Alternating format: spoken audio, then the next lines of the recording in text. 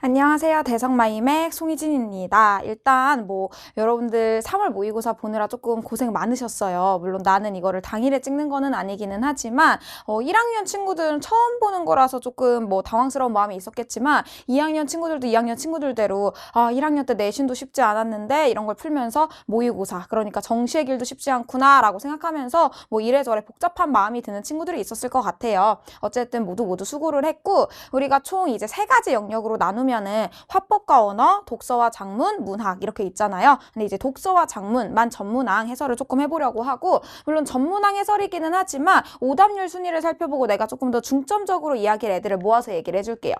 예상 등급 컷이에요. 아직 여러분들 그 성적표가 나오지 않았기 때문에 예상으로는 이 정도가 나올지 않을까라고 생각을 하고요. 이 정도는 평균? 평균보다는 조금 더 어려웠다 아니면 평균 정도다라고 생각을 해주시면 될 것 같습니다.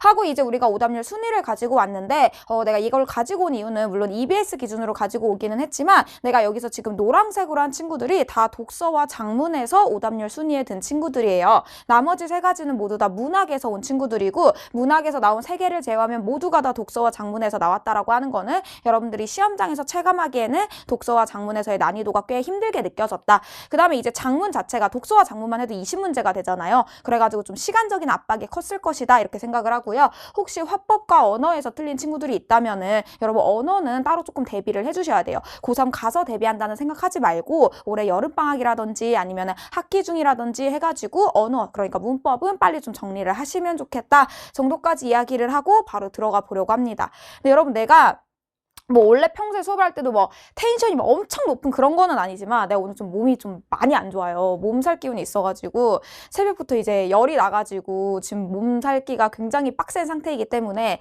내가 평소보다 좀 텐션이 떨어져 보일 수 있다. 그래도 그러려니 좀 해주셔라. 내가 뭔가 오늘 촬영을 미루면은 찍어야 될 게 너무 많은데 밀릴 것 같아서 하는 거니까 좀 텐션이 낮은 거는 양해를 해주시면 좋을 것 같고 우리 맨 앞에 있는 11번에서 13번 우리 사회제재, 법제재였죠. 바로 들어가 보도록 할게요.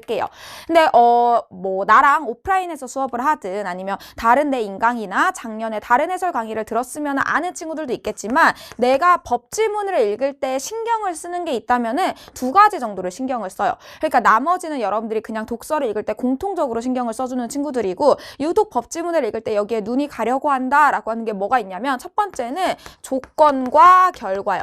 뭐야 너무 당연한 얘기 아니야? 라고 생각을 할 수 있겠지만 여러분 법이라고 하는 건 기본적으로 조건과 결과로 구성이 돼요. 예를 들면 사람을 죽인 자는 무기징역에 처한다 하면 사람을 죽이는 게 조건이고 무기징역에 처하는 게 결과가 되는 거잖아. 근데 여러분 이게 사람이 어쩔 수 없이 글을 읽다 보면 우리는 마지막에 읽은 거에 시선이 더 가고 기억이 많이 남을 수밖에 없거든요. 그래서 여러분들이 결과값에 많이 눈이 가는 경우가 많은데 항상 의식적으로 조건값을 신경을 써줬으면 좋겠다라는 얘기를 내가 오프라인 수업에서 정말 많이 합니다. 그 다음에 내가 이제 이 조건과 결과 가지고 장난질을 칠 수 있는 요소가 2가지 정도가 있는데 첫 번째는 원칙과 예외예요. 여러분 이 세상에 법이라고 하는 게 100%에 해당하는 법은 거의 없거든요. 예를 들면 사람을 죽인 자는 사형에 처한다. 단 그게 정당방위인 경우에는 사형에 처하지 않는다. 해서 이렇게 원칙과 예외가 되는 케이스가 있기 때문에 혹시 여러분들이 지문을 읽으면서 원칙과 예외로 나눠지는 게 있으면 그건 조금 잡으셔라 라고 내가 매번 얘기를 하고요. 또 2번째는 이 조건이 어떤 결과값을 유발하는 조건이 한 개가 아니라 여러 개인 경우가 있어요. 그러니까 그냥 사람을 죽인다고 해서 무기징역이 되는 게 아니라 사람을 죽였는데 고의가 있었어야 됐고 그거를 은폐하려고 했다. 이런 조건들이 만족이 돼야 된다고 했을 때 그 조건이 여러 개라면 뭐를 신경 써야 되냐면 그 조건들이 OR의 관계인지 AND의 관계인지는 신경을 좀 쓰면 좋겠다라고 이야기를 합니다. 여러분 이 조건이 OR의 관계이면은 셋 중에 하나만 만족을 해도 상관이 없겠지만 AND의 관계면은 모두 만족을 해야 되는 거잖아. 그럼 선재 가서 어떻게 거짓말을 치는 경우가 있냐면 그 중에 한 개만 만족시키는 경우로 장난질을 치는 경우가 많아요. 그래서 이런 것들은 조금 신경을 써주자라고 내가 이제 오프라인 수업에서 보통 이야기를 하고요. 그 다음에 이제 주체는 조금 신경을 써주자고 해요. 그 이유가 뭐냐면 이게 법적 용어에서 주체가 계속 말이 바뀔 수 있어요. 예를 들면은 우리가 피고 원고라는 말이 피고는 고소를 당한 사람이고 원고는 고소를 한 사람이잖아. 근데 이게 형사사건 물론 형사사건에서는 피고 원고의 개념이 좀 다르긴 하지만 어쨌든 형사사건으로 가게 되면 가해자 피해자라는 말로도 바뀔 수 있고요. 지문 내에서든 보기에서든 사례로 나오면 갑과 을, A와 B 이런 식으로도 바뀔 수 있단 말이야. 그래서 주체는 항상 우리가 조금 주의 깊게 봐주자라고 이야기를 하는 편입니다. 그래서 요 정도 생각을 딱 읽으면서 이게 법지문이네 라는 생각이 드는 순간 요 정도를 신경 써야겠다라는 게 여러분들한테 암기라는 측면보다는 어떤 마인드 세팅적인 측면이 조금 되셨으면 좋았을 것 같아요. 하고 이제 바로 가서 읽어보겠습니다. 그럼 나는 내가 정리를 하면서 읽어주는 거는 여러분들이 시험장에서 정리를 하길 바라는 게 아니라 이 영상을 지금 보는 학생들 중에 내가 정말 이게 왜 틀렸지? 이걸 어떻게 읽어야 됐지?가 궁금해서 보는 친구들도 있겠지만 내신 대비를 위해서 보는 친구들도 있기 때문에 가시적으로 보기 좋고 내가 조금 이따 문제풀이 할 때 문제풀이에 이제 갖다 넣기 좋으려고 정리를 하면서 읽지만 여러분들이 진짜 이 비문학을 공부하겠다라고 하는 마음을 가지고 있으면은 정리하면서 읽는 습관은 그렇게 추천하지 않습니다. 가능한 내 머리로 최대한 받아들이는 거를 가주시는 게 좋아요. 근데 어쨌든 바로 가서 읽어볼게요. 화면이 살짝 튕겼겠지만 우리가 이제 PPT가 한 페이지 잘못돼서 잠깐 끊었다가 갈게요. 제가 일단 처음부터 읽어보겠습니다. 물품 매매 계약은 매도인과 매수인이 물품 매매를 약속하는 것이다. 매매 계약의 이행 과정에서 하면 여러분 지금 맞물리고 있는 게 매매 계약으로 맞물리고 있으니까 지금 요 문단위 혹은 요 글이 하고자 하는 거는 매매 계약 이야기구나 정도 생각할 수 있고요. 양 당사자의 책임이 없는 사유로 물품이 멸실 또는 훼손되어 계약의 이양이 불가능하게 되었을 경우 손해를 누가 부담할지에 관한 위험 부담 문제가 발생할 수 있다. 우리나라 민법에 따르면 위험 부담 문제가 발생했을 때 여러분 겹치는 거 뭐가 나와요? 위험 부담 문제라는 게 나와요. 근데 이 위험 부담 문제라고 하는 게 무엇이냐? 계약의 이행이 불가능하게 되었을 경우에 손해를 누가 부담하느냐라고 하는 걸 따지는 걸 위험 부담 문제라고 얘기를 하는 거지. 앞에서 문장에서 끌고 오는 거야. 그러면 지금 매매 계약에서 계약의 이행이 불가능하게 되었을 때 손해를 누가 부담할지를 얘기하려고 하는구나. 이렇게 생각이 되셔야 되고요. 자, 매도인의 책임이 없는 사유로 물품 매매 계약의 이행이 불가능하게 되었을지라도 그로 인한 손해를 매도인이 부담한다. 여러분 여기에 손이나 눈이 가셔야 되는 이유는 뭐냐면 누가 부담할지를 이야기하는 게 위험 부담 문제니까 누가 부담하는지 얘기를 해준 게 중요하다. 이렇게 생각을 하셨어야죠. 자, 그러나 물품을 매수인이 수령했거나 매수인의 책임이 있는 사유 또는 매수인의 물품 수령이 늦어지는 중에 양 당사자의 책임이 없는 사유로 계약의 이행이 불가능해진 경우에는 매수인이 손해를 부담한다. 여러분 여기서 그러나로 뒤집힌 게 뭐야? 그러나로 뒤집힌 게 뭐예요? 매수인이 부담을 하는 걸로 바뀌었다 이거야. 그러니까 기본적으로는 매도인이 부담을 하는데 예외적으로 혹은 반대로 우리 매수인이 부담을 하는 경우도 있다는 거죠. 그게 어떤 경우에 있냐면 이미 매수인이 수령을 한 다음, 그러니까 내가 물건을 받은 다음에 물건이 파손되면 당연히 판매한 사람한테 책임이 있는 게 아니잖아요. 그 다음에 매수인의 책임이 있는 사유, 예를 들면은 내가 택배를 받아놓고 밖에다가 비 오는 그 밖에다가 한 열흘 동안 방치를 한 거야. 그래서 그 옷이 다 젖어서 뭐 입을 수 없게 되었다. 이런 케이스는 내 잘못인 거잖아요. 자, 또는 매수인의 물품 수령이 늦어지는 중에 양 당사자의 책임이 없는 사유로 계약의 이행이 불가능해진 경우, 그러니까 내가 여기에 도착했다는 걸 알고 있어. 근데 가져가야지 하고 안 가져가다가 그걸 누가 파손했거나 그게 없어진 경우, 그런 경우들은 매수인이 부담한다. 이런 얘기를 하는 거죠. 근데 여러분 이런 케이스를 다 외울 수 있겠어? 이거를 우리가 다 외우면서 갈 수 없어. 이제 1문단인데 여러분들 2문단, 3문단, 4문단 읽어야 되는데 어떻게 이거를 다 외우겠어요? 그러니까 매도인이 기본적으로 부담하는데 예외적으로 매수인이 부담하는 케이스도 있으니까 매도인 부담인지 매수인 부담인지 물어보면 요 파트를 확인해야겠다. 요 정도 생각이면 충분한 거야. 그러면서 국제거래에서도 위험 부담 문제가 발생한다 라고 하면 얘들아 왜 이제 여기서부터 무슨 얘기 하려고 하는 거야? 아예 다른 얘기 하려고 하는 거야? 아예 다른 얘기는 아니지. 여전히 뭐 얘기할 거니까 위험 부담 문제 얘기할 거니까. 근데 이제 달라지는 게 뭐예요? 국제 물품 매매 계약. 그러니까 이제부터 국제거래 얘기를 하려고 하는구나. 그러면 그 말은 뭐냐면 지금까지는 뭐 얘기했다? 우리나라 얘기를 했다. 요렇게까지 생각해 가시면 좋아요. 그래서 우리가 1문단이랑 2문단을 조금 묶어서 봐도 될 것 같아. 1문단이랑 2문단은 둘 다 매매 계약을 얘기하고 있어요.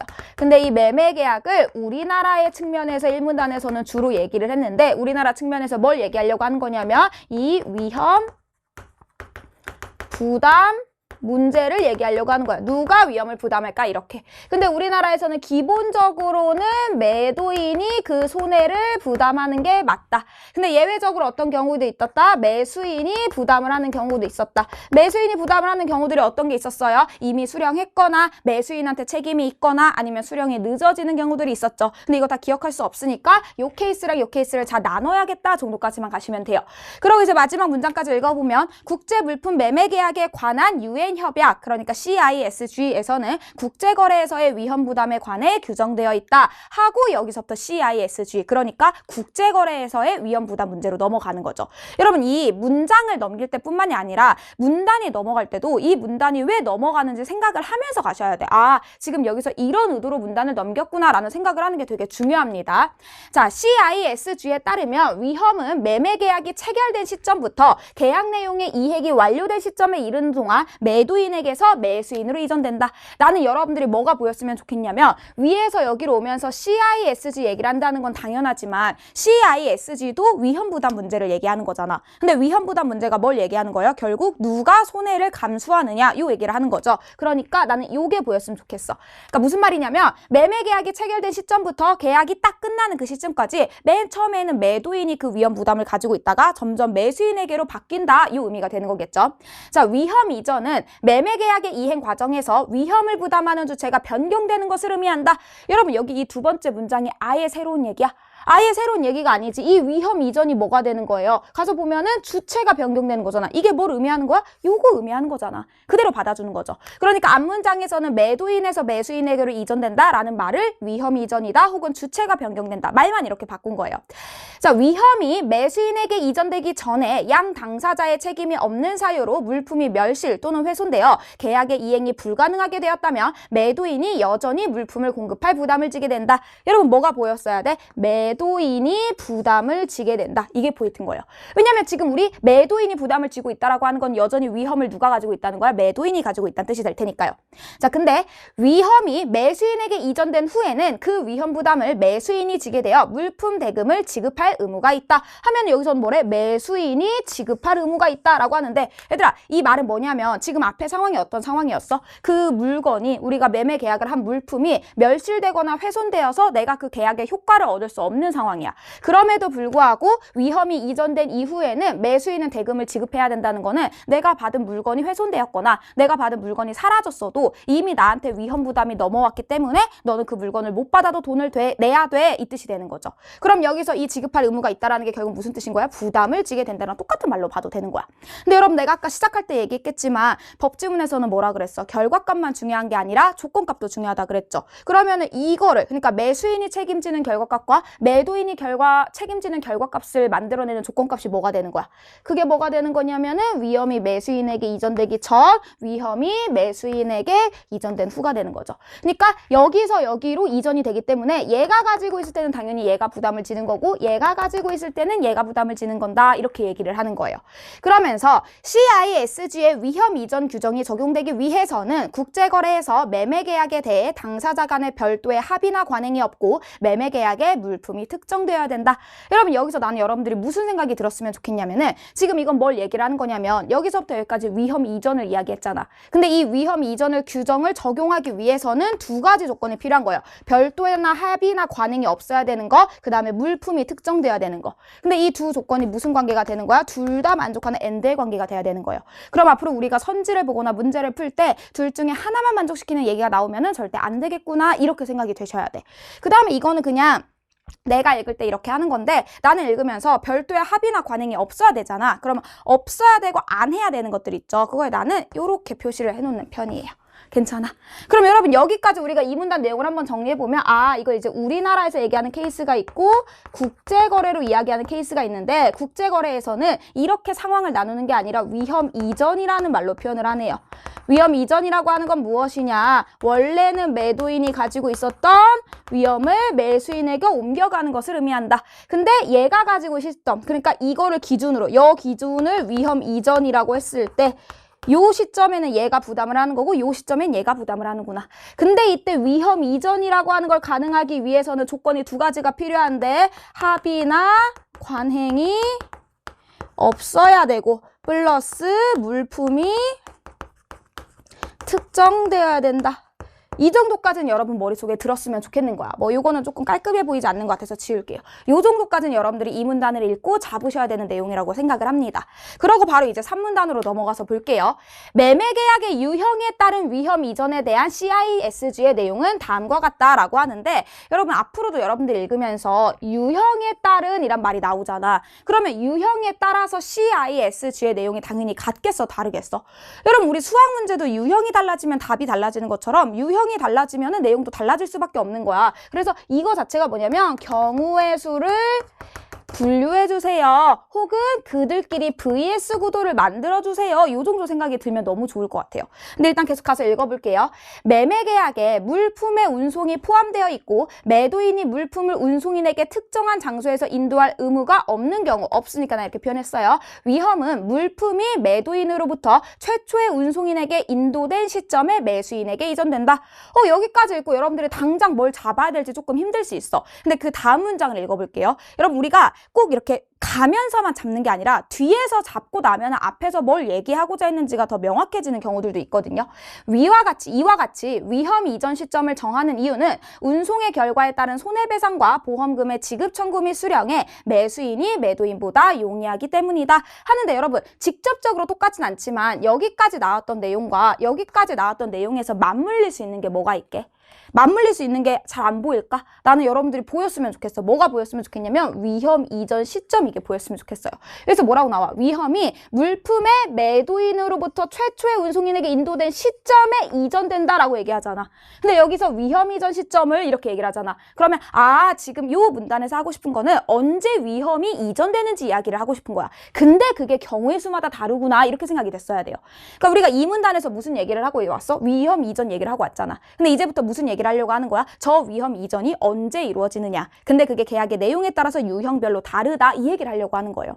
근데 어찌됐든 이 시점에 최초의 운송인에게 여러분 우리가 해외에서 하는 뭐 예를 들면 미국에 있는 물건을 산다고 하면은 우리 집까지 배달을 해주는 분이 한 분이 아닐 거 아니야. 거기서 물류센터로 가져가는 사람, 물류센터에서 다시 뭐 비행기를 싣는 사람, 비행기에서 여기로 가져오는 사람, 거기서 우리 집까지 배달하는 사람 이렇게 여러 사람이 있을 거잖아. 그중에 최초의 운송인에게 물품이 넘어간 시점에 위험이 이전된다 이거예요. 그러면 최초의 운송인에게 인도된 시점 전까지는 매도인한테 책임이 있는데 최초의 운송인에게 넘어간 다음부터는 다 매수인의 책임이 되는구나 이 뜻인 거야. 그러면서 이런 위험 이전 시점을 정하는 이유가 뭐래요? 손해배상과 보험금의 지급 청구 및 수령에 매수인이 매도인보다 용이하기 때문이다 라고 하는데 이것도 이제 나랑 오프라인을 듣거나 내 이전 강의들을 들은 친구는 알겠지만 여러분 뭐뭐보다는 기본적으로 비교형의 부사가 되는 거잖아요. 근데 비교는 결국 항상 작더라도 VS 구도가 되는 거거든요. 그러니까 매수인이 매도인보다 훨씬 더 손해배상이나 보험금의 지급 청구를 하고 수령을 하는 게 더 쉽다라는 거지. 이거 항상 말 어떻게 바꾸기 좋아? 얘네들이 바꾸기 너무 좋은 거야. 그래서 아주 작더라도 VS 구도 혹은 비교하는 거는 한 문장으로 나오면 선지 하나에라도 쓰이게 되어 있거든요. 그래서 보이면 나쁘지는 않을 것 같아요. 근데 어찌됐든 가서요. 자, 매매계약에 물품의 운송이 포함되어 있고 매도인이 물품을 운송인에게 특정한 장소에서 인도할 의무가 있는 경우 위험은 물품이 운송인에게 특정한 장소에서 인도되는 시점에 매수인에게 이전된다. 그럼 얘들아 달라진 게 뭐냐면 얘는 최초의 운송인에게 인도되는 시점인데 얘는 특정한 장소에서 인도되는 시점이라고 해서 조금 달라진 게 보이지. 근데 얘들아 이거는 결과값이야, 조건값이야? 이거 결과값이야. 얘는 이 결과가 위험 이전 시점의 결과 최초의 운송인에게 인도되는 시점이고 얘 같은 경우에는 최초이고 나발이고 그건 상관없고 특정한 장소에서 넘어가는 시점이 되는 거래. 근데 내가 결과값보다 중요한 거 뭐라 그랬어? 항상 조건값을 찾으려고 노력해야 된다 그랬죠. 그 조건값이 뭐가 되는 거예요? 매도인이 물품을 운송인에게 특정한 장소에서 인도할 의무가 없는 경우와 매도인이 물품을 운송인에게서 특정한 장소에서 인도할 의무가 있는 경우 두 가지로 나누셔야죠. 괜찮아요, 여기까지? 계속 가서요. 자, 국제거래에서는 매매 계약에 물품의 운송이 포함되어 있는 경우가 대부분이지만 여러분 대부분이다 이게 결국 뭐가 되는 줄 알아? 일반적이다, 원칙적이다 이거야. 하지만 운송이 포함되어 있지 않은 경우도 있다. 그럼 여러분 우리 지금까지 나왔던 건 다 어떤 케이스예요? 물품의 운송이 포함되어 있는 케이스를 얘기한 거야. 그 중에 두 가지로 나눴던 거죠. 근데 지금부터는 무슨 얘기하겠대요? 운송이 포함되어 있지 않은 경우를 조금 얘기를 해보겠대. 예를 들어서 매매계약에 운송이 포함되어 있지 않고 매도인의 영업소에서 매수인이 물품을 수령해야 하는 경우에는 매수인이 매도인의 영업소에서 물품을 수령했을 때 매수인에게 위험이 이전된다. 그럼 이게 위험 이전 시점이 되는 거겠죠. 그래서 지금 케이스별로 물품의 운송이 그 물품 계약, 매매 계약에 운송이 포함되어 있느냐 안 되어 있느냐. 만약에 포함되어 있다면은 특정한 장소에서 인도할 의무가 있느냐 없느냐에 따라서 위험 이전 시점이 달라진다. 이게 포인트가 되는 거죠.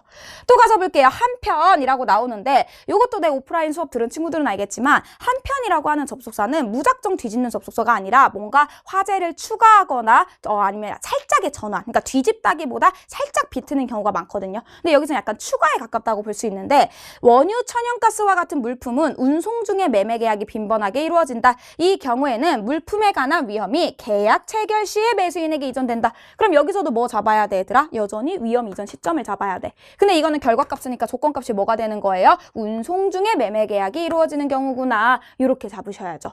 그러면은 3문단에서 여러분 출제 포인트는 너무 뻔하게 보였어야 돼. 아, 지금 이 위험 이전 시점을 가지고 얘기를 하는구나. 근데 크게 두 가지로 나누면 어떻게 나눠야 돼요? 운송이 포함된 경우, 그리고 운송이 포함되지 않은 경우. 근데 운송 포함됐으면 다시 뭐로 나눠야 돼요? 특정 장소에서 인도할 의무가 없는 경우와 있는 경우 이렇게 나눠야 되는 거죠.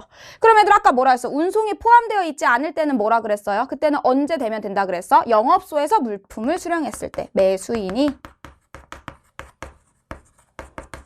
물품을 수령했을 때. 왜 영업소가 되는 거야? 운송을 해줄 책임이 없으니까 직접 매수인이 와서 가져가야 되는 거지. 그 다음에 이제 여기 특정 장소 인도 의무가 없는 경우는 뭐라 그랬어요? 최초의 운송인에게 인도된 시점이 위험 이전 시점이 된다. 이렇게 얘기를 했었고요. 그 다음에 이 경우는 뭐라 그랬어요? 매도인은 아니어도 되는데 운송인이 특정한 장소에서 인도를 받았을 때, 그 물품을 수령했을 때 이게 위험 이전 시점이 된다. 이렇게 얘기했죠. 근데 여기다가 플러스 어떤 케이스까지 그 계약 중에 운송 중에 계약이 체결되는 경우가 있으면 언제가 된다? 그 계약을 체결한 시점이, 그 시점이 우리가 위험 이전 시점이라고 볼 수 있는 것이다. 이 정도라고 보이셔야죠. 법에서 이렇게 경우의 수 나누는 거는 너무너무 자주 나오는 거니까. 여러분, 내가 오늘 몸이 안 좋아가지고 말이 막 꼬인다. 내가 원래 말이 잘 안 꼬이는데. 어쨌든 계속 가서 볼게요. 위험 이전 시점은 물품 부적합에 대한 책임을 판단하는 기준이 될 수 있다. 물품 부적합이란 그럼 겹치는 거 이걸 잡으셔야죠. 아, 그럼 우리가 위험 이전 시점을 정하는 이유가 뭐냐? 물품 부적합 판단하기 위해서래요. 물품이 계약 내용이나 법적 안전 기준에 맞지 않는 상태를 의미한다. CISG에 따르면 물품 부적합이 위험 이전 시점 전에 존재했다며 매도인이 그 책임을 지도록 하기 위해 매수인은 수령한 물품이 품질, 포장 등에서 계약에 합치하는지 확인할 의무가 있다. 그러니까 이게 위험 이전 시점 전에 존재했어. 그럼 이 말은 뭐냐면 누구한테 넘어가기 전인 거야. 매수인에게 넘어오기 전인 거잖아. 그러면 매도인이 책임을 져야 돼. 그러니까 매수인은 뭐 해야 될 의무가 있대요? 확인할 의무가 있대요. 뭐를? 물품이 적합한지 부적합한지 확인할 필요가 있구나. 요 정도까지 되는 거겠죠. 괜찮아요, 여기까지. 그래서 뭐 여기 마지막 3문단도 아예 안 중요하다는 건 아닌데 요 정도는 여러분이 머리로 가져갈 수 있을 것 같아서 그냥 바로 문제풀이로 한번 가볼게요. 11번으로 한번 가보자. 자, 11번으로 가서 보시면 얘들아 혹시 선지가 5개인데 선지를 경우의 수로 나눌 수 있는 게 혹시 보이나? 여기 봐봐. 우리나라 민법에 따르면 근데 CISG 국제. 그래서 1, 2번은 우리나라 기준을 물어보고 있고 그러니까 1문단 내용을 물어보고 있고 3, 4, 5번은 2문단부터 그 아래 내용을 물어보고 있는 거죠. 1번 먼저 가서 볼게요. 자, 민법에 따르면 물품 매매 계약에서 매도인의 책임이 없는 사유로 계약의 이행이 불가능해진 경우 매도인이 부담한다. 얘들아 이거 보자마자 뭐 아닌지 의심해야 돼. 매수인이 부담하는 거 아닌지 의심해야 되고 그럼 매수인이 부담하는 케이스를 가서 보는 거야. 그랬더니 뭐였어요? 매수인의 수령이 늦어지는 과정에서 일이 일어났거나 혹은 매수인이 어떤 책임이 있을 때 등등이 있었거든요. 그 경우에 해당하지 않으니까 매도인이 부담한다. 맞는 얘기 이렇게 가셔야 되고요. 2번요. 민법에 따르면 매수인의 물품 수령이 늦어지는 중에 그때는 매수인이 부담한다. 맞는 얘기 이렇게 가시는 거겠죠. 자, 3번 가가지고요. 봐봐. 매수인이 이전되기 전이라 그랬어. 그러면 그러면은 누구한테 책임이 있는 거야? 이전되기 전이니까 매도인이 부담을 진다. 맞는 얘기 이렇게 가시는 거겠죠. 자, 4번 가서 볼게요. 위험 이전 규정이 적용될 수 있는 조건을 충족하려면 국제거래에서 매매계약에 대해 당사자 간의 별도의 합의나 관행이 없어야 된다고 얘기를 했기 때문에 틀렸다. 답 4번. 너무 쉬운 문제죠, 사실 이거는. 그 다음에 여러분 쉬운 문제도 쉬운 문제인데 무슨 생각이 들어야 돼? 아, 역시 조건과 결과값을 물어볼 때 조건 가지고 문제를 많이 내니까 조건을 신경 써야겠다. 이런 생각까지 들면 너무 좋고요. 자, 국제거래에서 이루어지는 물품 매매 계약의 대부분 매매 계약의 물품의 운송을 포함한다. 라는 얘기 이렇게 가시면 될 것 같아요. 12번이 이제 오답률 10이었어요. 그렇게 어려운 문제가 아니었는데 이게 12씩이나 나올 일이었는지 잘 모르겠네. 여러분 얘도 경우의 수를 지금 보시면은요. 봐봐. 물품의 운송이 포함되어 있는 경우, 물품의 운송이 포함되어 있는 경우. 얘네부터 먼저 처리를 해볼게. 근데 가가지고 보면은 물품의 운송이 포함되어 있는 경우는 다시 두 가지로 나눌 수 있잖아. 특정 장소에서 인도할 의무가 없으면 최초의 운송인에게 인도한 시점, 특정 장소에 인도할 의무가 있으면 운송인이 특정한 장소에서 수령한 시점이 돼야 되죠. 근데 가가지고 보면은 운송인이 결정할 수 있다? 운송인이 결정하는 거 아니지. 법에 따라서 계약 내용이 어땠는지에 따라서 정해져 있는 거잖아. 그러니까 1번 안 되고요. 그 다음에 5번 가서 보면은 특정한 장소로 지정되어 있지 않대. 그럼 언제라 그랬어? 지정되어 있지 않으면은 지금 이 경우 최초의 운송인에게 인도되는 지점이어야 되잖아. 그러니까 물품 부적합이 발생한 시점이다. 틀렸다. 이렇게 가시면 되죠. 왜냐면 그 물건이 아무 이상 없이 왔으면 애초에 물품 부적합이 발생하지 않을 수도 있는 거니까. 그 다음에 물품의 운송이 포함되어 있지 않은 얘네를 한번 가볼게요. 가서 보면 2번 매매계약의 경우 물품이 특정되지 않아도 위험 이전이 될 수 있다라고 하는데 얘들아 이거 왜 틀렸을까?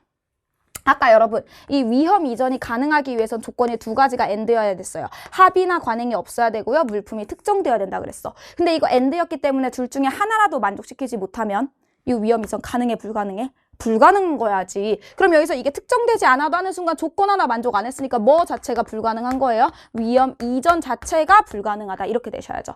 그러니까 여러분 이게 조건값을 물어보는 거, 특히나 그 조건이 여러 개인데 엔드다? 무조건 선지화로 해서 물어보는 경우들이 많을 거예요. 기억하셔야 돼요. 자, 4번 가가지고요. 매매계약의 경우 물품 인도 장소가 특정한 장소로 지정되어 있으면 여러분 물품 그 운송이 포함되어 있지 않을 때는 요거나 상관이 없어. 그냥 뭐 하면 되는 거예요? 매수인이 물품을 수령했을 때가 그 영업소로 와서 수령했을 때가 무조건 위험 이전 시점이 되는 거야. 그렇기 때문에 계약 체결 시점이 아니다. 해서 마지막 답 3번. 운송 중에 있는 물건에 대해서 체결된 매매 계약의 경우 계약 체결 시점이 위험 이전 시점이 된다. 맞는 얘기. 이렇게 가는 거죠. 요 정도는 할 수 있지 않을까 여러분? 그리고 이제 보기 문제 한번 가가지고 봅시다. 자, 보기 문제 가서 보면은 여러분 법지문은 보기 문제가 애지간하면 다 사례로 구성이 되어 있을 거잖아요. 그러면은 그 사례를 읽으면서 여러분들이 내가 읽었던 지문의 내용이 어디와 연결할 수 있을까라는 고민을 조금 해보셔야 돼. 봐봐. 매도인 A는 매수인 B와 물품 땡땡에 대한 매매 계약을 체결했다. 매매 계약에 따르면 물품의 운송이 계약에 포함되어 있고 A가 물품을 운송인에게 특정한 장소에서 인도할 의무가 없다. B가 고용한 운송인은 A에게 땡땡을 인도받아 B에게 운송했다. 운송 도중 양 당사자의 책임이 없는 사유로 태풍에 의한 침수가 발생하여 땡땡이 훼손되었다. B는 땡땡을 수령한 직후 땡땡이 훼손되었음을 확인하고 A에게 통지했다. A와 B의 매매계약은 매매계약의 유형에 따른 위험 이전 이전을 규정한 CISG의 내용을 따랐다. 하면 여러분들, 난 여기서 여러분들이 처음에 보였으면 좋겠는 거. 일단 얘는 보였으면 좋겠어. 일단 운송이 계약에 포함되어 있고 특정한 장소에서 인도할 의무가 없다는 건 결국 포함되어 있는 경우, 그 다음에 요 경우로 가겠다는 거죠. 그러면 위험 이전 시점을 언제로 볼 거냐면 최초의 운송인에게 인도된 시점으로 볼 거야. 여기까지 이해가지? 그러면 최초의 운송인에게 인도된 시점이 뭐가 되는 거냐면 B가 고용한 운송인이 A에게 땡땡을 인도받아 여기가 위험 이전 시점이 될 거예요. 그럼 얘가 이 운송인이 저거를 인도받기 전까지는 누구한테 책임이 있고 매도인인 A에게 책임이 있고 저걸 인도받은 이후부터는 누구에게 책임이 있는 거야? B에게 책임이 있는 거야. 그래서 물론 둘 다 책임이 없지만 태풍에 의해서 땡땡이 훼손되었지만 A가 더 이상 책임질 필요가 없지. 왜? 저거를 수령한 상황에서 이 최초의 운송인이 수령한 상황에서 이미 위험은 매도인에게서 매수인에게로 넘어갔으니까. 이해 가나? 그럼 가가지고 볼게요. 자, 1번 B가 발견한 땡땡의 훼손에 대한 보험금의 지급 청구 및 수령은 A, 매도인보다 매수인이 유리하다. 얘들아 이거 아까 우리 그래서도 읽었던 거잖아. 물론 그래서는 순서만 바꿔서 매수인이 매도인보다 유리하다라고 나오기는 했지만 내가 아주 작더라도 비교나 vs는 문제 나올 거라 그랬으니까 잡아두셔야 되고요. 2번 A로부터 땡땡을 인도받은 운송인이 B에게 운송한 시점에 위험이 이전된다. 틀렸죠 얘들아. 운송인이 B에게 운송한 시점이 아니고 이거를 인도받은 요 시점이 위험 인도 시점이 돼야 된다 그랬잖아요. 그래서 다시 답이 2번 이렇게 가는 거고요. 자, 태풍에 의한 침수로 땡땡이 훼손되었으므로도 B는 그러니까 매수인은 지급할 의무를 져야 돼. 왜? 이미 위험이 저 운송인이 받는 시점에 넘어갔기 때문에 A한테 책임이 없어. 그러니까 돈 내야 된다. 이렇게 되는 거고요. 4번 B가 땡땡을 수령한 직후 땡땡의 훼손을 확인하였으므로 물품의 계약에 합치하는지 물품 부적합을 확인했다. 이런 뜻이고요. 자, 매매 계약이 체결된 시점에 위험 부담 주체는 A이고 여러분 왜? 체결만 됐을 때는 아직 최초의 운송인이 받지 못했으니까 위험 이전되기 전이어서 매도인이 갖고 있었던 거고요. 계약 내용의 이행이 완료된 시점은 이제 당연히 B에게로 위험 이전이 된 다음이니까 맞는 얘기다. 요렇게 가시면 되겠죠. 그래서 요렇게 하면은 법지문이 하나 끝날 거고요. 바로 이어가지고 우리 과학기술 지문 한번 들어가 보도록 할게요. 네, 칠판 정리를 조금 하고 돌아왔어요. 바로 이어가지고 우리가 기술 제재를 가볼게요. 오프라인 수업을 들은 친구들은 알겠지만 우리가 법 제재에서도 이런 거를 조금 신경 씁시다 라고 한 게 있는 것처럼 과학 기술 제재에서도 여러분들이 좀 신경을 써줬으면 좋겠는 거는 방향, 순서 이런 거를 조금 신경을 써주면 좋겠거든요. 근데 이거는 지금 내가 이렇게 말로만 하면 조금 이해가 안 갈 수 있어서 내가 지문 읽으면서 뭐에다가 신경을 조금 써달라는 건지 한번 얘기를 해볼게요. 바로 가서 읽어봅시다. 자, 물질은 양전하를 띠는 원자핵과 음전하를 띠는 전자로 구성된 원자로 이루어지는데 물질마다 전자를 끌어당기는 능력인 전자 친화도가 다르다. 예를 들어 유리보다 전자를 더 강하게 끌어당기는 비닐은 유리보다 전자 친화도가 크다 하면 여러분 지금 겹치는 게 뭐가 되는 거냐면은 끌어당기는 능력 여기도 더 강하게 끌어당기는 전자 친화도가 크다 이렇게 나오죠. 그럼 여기서 무슨 생각 들어야 돼? 아, 전자 친화도가 크다라고 하는 것은 더 뭔가 강하게 끌어당길 수 있다는 뜻이구나. 이 정도 보여야 되고요. 내가 앞에 지문에서 얘기했던 것처럼 아주 작더라도 뭐뭐 보다라고 나 이렇게 오늘 말이 왜 이렇게 꼬이냐 얘들아. 보다라고 비교하는 애가 나오면 아주 작더라도 vs나 비교 가지고 선지 하나는 만들 수 있으니 기억해 주셔라 이렇게 얘기를 했어요. 자, 이렇게 전자 친화도가 다른 두 물질이 접촉하면 접촉면을 통해서 전자 친화도가 큰 물질 쪽으로 전자가 이동하여 한쪽 물질에는 플러스의 표면 전하가 다른 쪽에는 마이너스의 표면 전하가 생긴다 라고 하는데 여러분 여기서 내가 방향이나 순서를 주의해 주세요 라고 얘기한 게 뭐냐면 가서 보면 전자 친화도가 큰 물질 쪽으로 이동한다는 건 뭐야? 전자 친화도가 작은 쪽에서 큰 쪽으로 이동한다. 이 방향. 뭐라 거짓말 치는 경우가 많겠어? 큰 쪽에서 작은 쪽으로 이동한다. 이렇게 거짓말 치는 경우가 너무너무 많단 말이죠.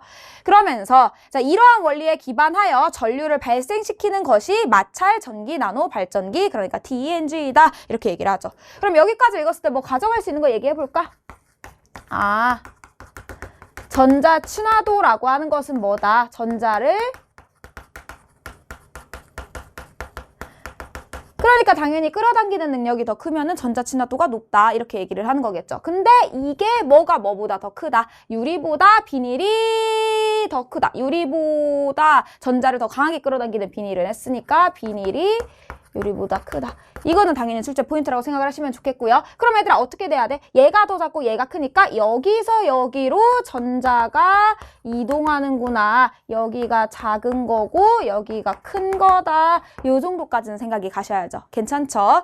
계속 가서 넘어가서 볼게요. 자, TENG에는 수직 방식과 슬라이딩 방식이 있는데 수직 방식은 두 물질이 수직으로 접촉하고 분리되는 움직임을 반복하며 전기를 발생시킨다 라고 하는데 얘들아 당연히 그럼 문제 뭐 나오겠어? 지금 수직 방식이랑 슬라이딩 방식이 있는데 수직 방식부터 이야기하니까 아 조금 이따 슬라이딩 방식 나올 거고 둘이 비교하란 뜻이구나. 이거 너무 뻔한 얘기잖아요.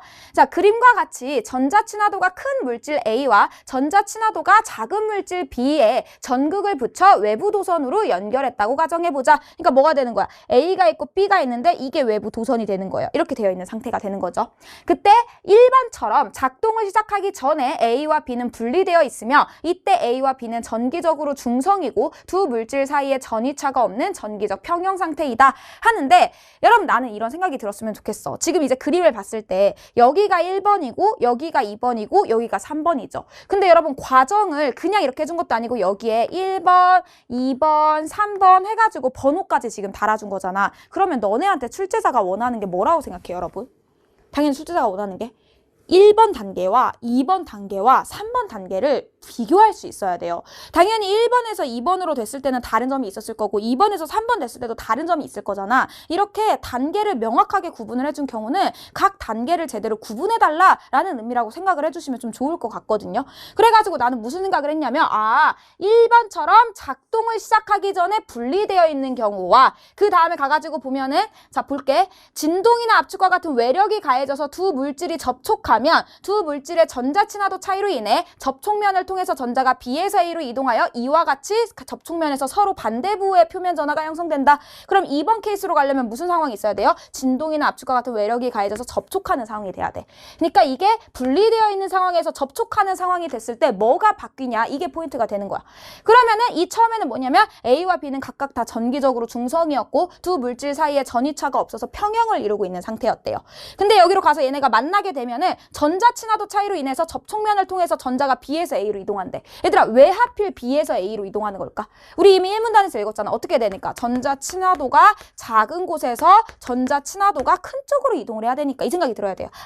그럼 얘가 전자 친화도가 작은 거고 얘가 전자 친화도가 크구나 이렇게 되는 거겠죠.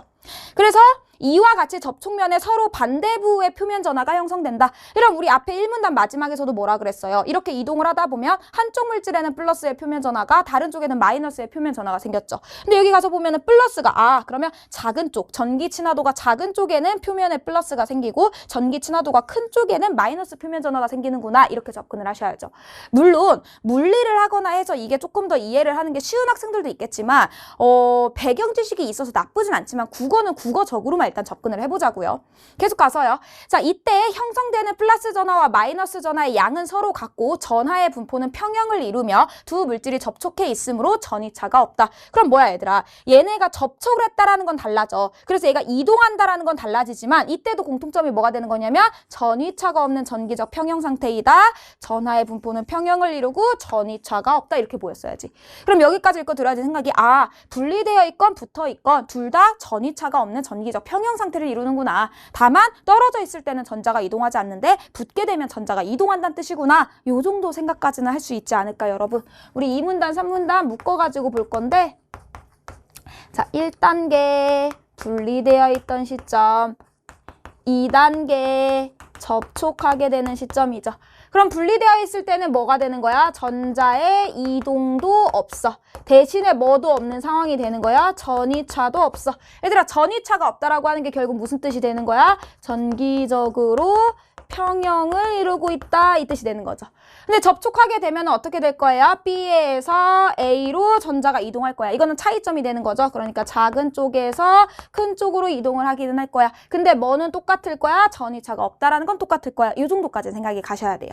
그리고 다음 문단으로 가볼게요. 자, 외력이 사라지거나 반대 방향으로 작용해 2에서 3으로 두 물질이 분리되어 거리가 멀어지면 그래 얘들아 이제 3으로 가는 건 뭐냐면 원래 외력이 있어서 뭔가 접촉할 수 있었잖아. 그 어떤 뭐 압력이라던가 진동이 있어서. 근데 외력이 사라져가지고 반대 방향으로 작용해서 다시 두 물질이 분리되는 상황이 된 거예요.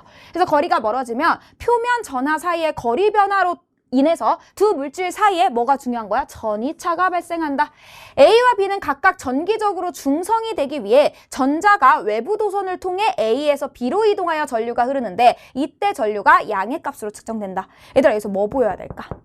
일단 들면 좋은 생각이 여러분 사실 문장을 잘 쪼개보면은 봐봐. 전기적으로 중성이 되기 위해서라 그랬잖아. 그럼 지금 전기적으로 중성이라는 거야? 중성이 아니라는 거야? 중성이 아니라는 거지, 그치? 근데 아까 1번 상황에서는 뭐라고 나왔어? 1번 상황에서는 얘네가 전기적으로 중성이다 이렇게 나왔잖아. 그럼 읽으면서 뭐도 보이면 좋냐면 전기적으로 중성이 되기 위해 라고 했으니까 현재는 전기적으로 중성이 아니란 뜻이구나 이 생각이 들면 좋고요. 그때 전자가 A에서 B로 이동한대. 얘들아 이거 차이점이잖아. 왜? 아까는 B에서 A로 이동을 했었잖아. 얘가 작은 거에서 큰 거로 이동을 했는데 얘네가 떨어지게 되면은 얘네가 그러니까 원래 중성 상태로 돌아가려면은 여기로 넘어갔던 게 다시 와야 될 거 아니야. 그래서 A로 B로 이동하면서 그때 전류가 흐르게 된다는 거죠. 여기까지 이해 가나?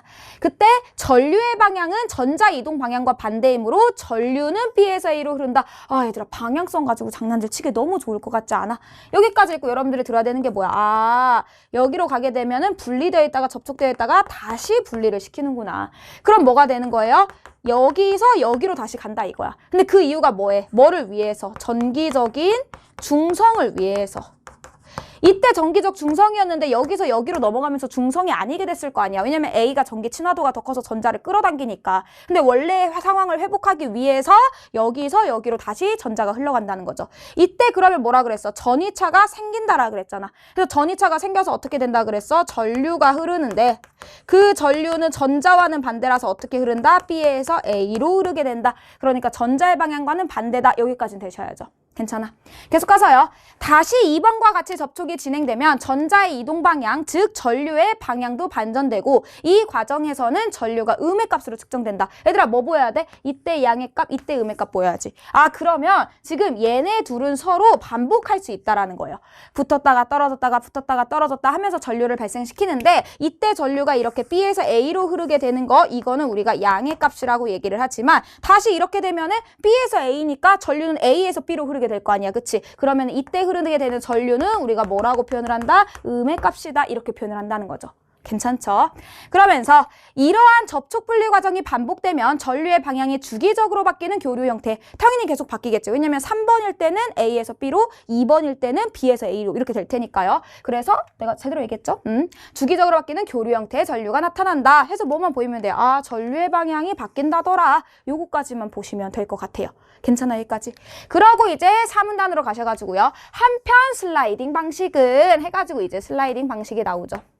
근데 얘들아, 이게 조금 힌트를 준 게 이 슬라이딩 방식과 수직 방식이 아예 완전 대척점에 있어서 공차를 명확하게 나눌 수 있잖아. 그러면은 저기에 한편이라는 접속사보다 그러나, 하지만, 반면에 이런 접속사를 써줬을 가능성이 더 높아요. 근데 여기 한편이라고 쓴 거는 아, 너네 읽으면서 막 그렇게 공차 너무 열심히는 안 해도 돼 라는 힌트를 준다고 생각을 하셔도 나쁘지 않을 것 같아요. 실제로 선생님도 글을 읽을 때 그러나, 하지만, 반면에가 나오면 길을 쓰고 뭐가 달라졌는지를 보려고 하는데 한편이 나오면 보이면 잡고 안 보이면 그냥 읽어야겠다라고 생각을 하는 편입니다. 일단 가서 볼게요. 슬라이딩 방식은 두 물질이 접촉한 상태에서 한쪽이 수평 방향으로 이동을 하며 전기를 발생시킨다. 뭐는 잡으면 좋아?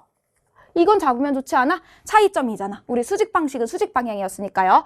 전자 친화도가 서로 다른 두 물질이 접촉에 의해 표면 전하가 형성된 상태에서 한 물질이 수평 방향으로 미끄러져 이동하게 되면 두 물질의 접촉 면적이 달라진다. 얘들아, 이거는 다 똑같지 않아? 가가지고 보면 두 물질이 우리 접촉했었고 그러면은 전자 친화도 큰 것 쪽에 마이너스, 전자 친화도 작은 것 쪽에 플러스 형성된 거니까 여기까지는 수직 방식이랑 다를 바가 없잖아. 그치? 근데 얘네가 이렇게 미끄러지게 되면은 두 물질의 접촉 면적이 달라지게 된다. 미끄러짐에 따라 접촉 면적이 줄어들 때 내가 이걸 잡는 이유는 뭐냐면은 미끄러지게 되면은 접촉 면적이 달라진다. 미끄러짐에 의해서 접촉 면적이 줄어든다. 이거 잡으려고 한 거죠.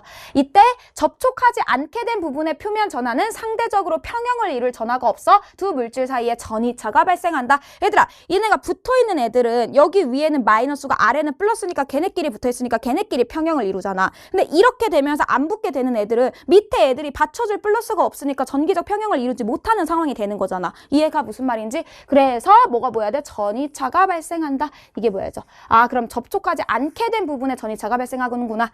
근데 계속 아까 우리랑 비슷하게 뭐 하려고 해야 돼? 전기적으로 중성이 되려고, 평형을 이루려고 하기 때문에 전이차를 줄여 전기적 평형을 이루기 위해서 전자는 외부 도선을 통해 이동하면서 전류가 발생한다. 아까랑 똑같은 얘기죠. 전기적 평형으로 돌아가기 위해서 이동하면서 전류가 발생하는 거.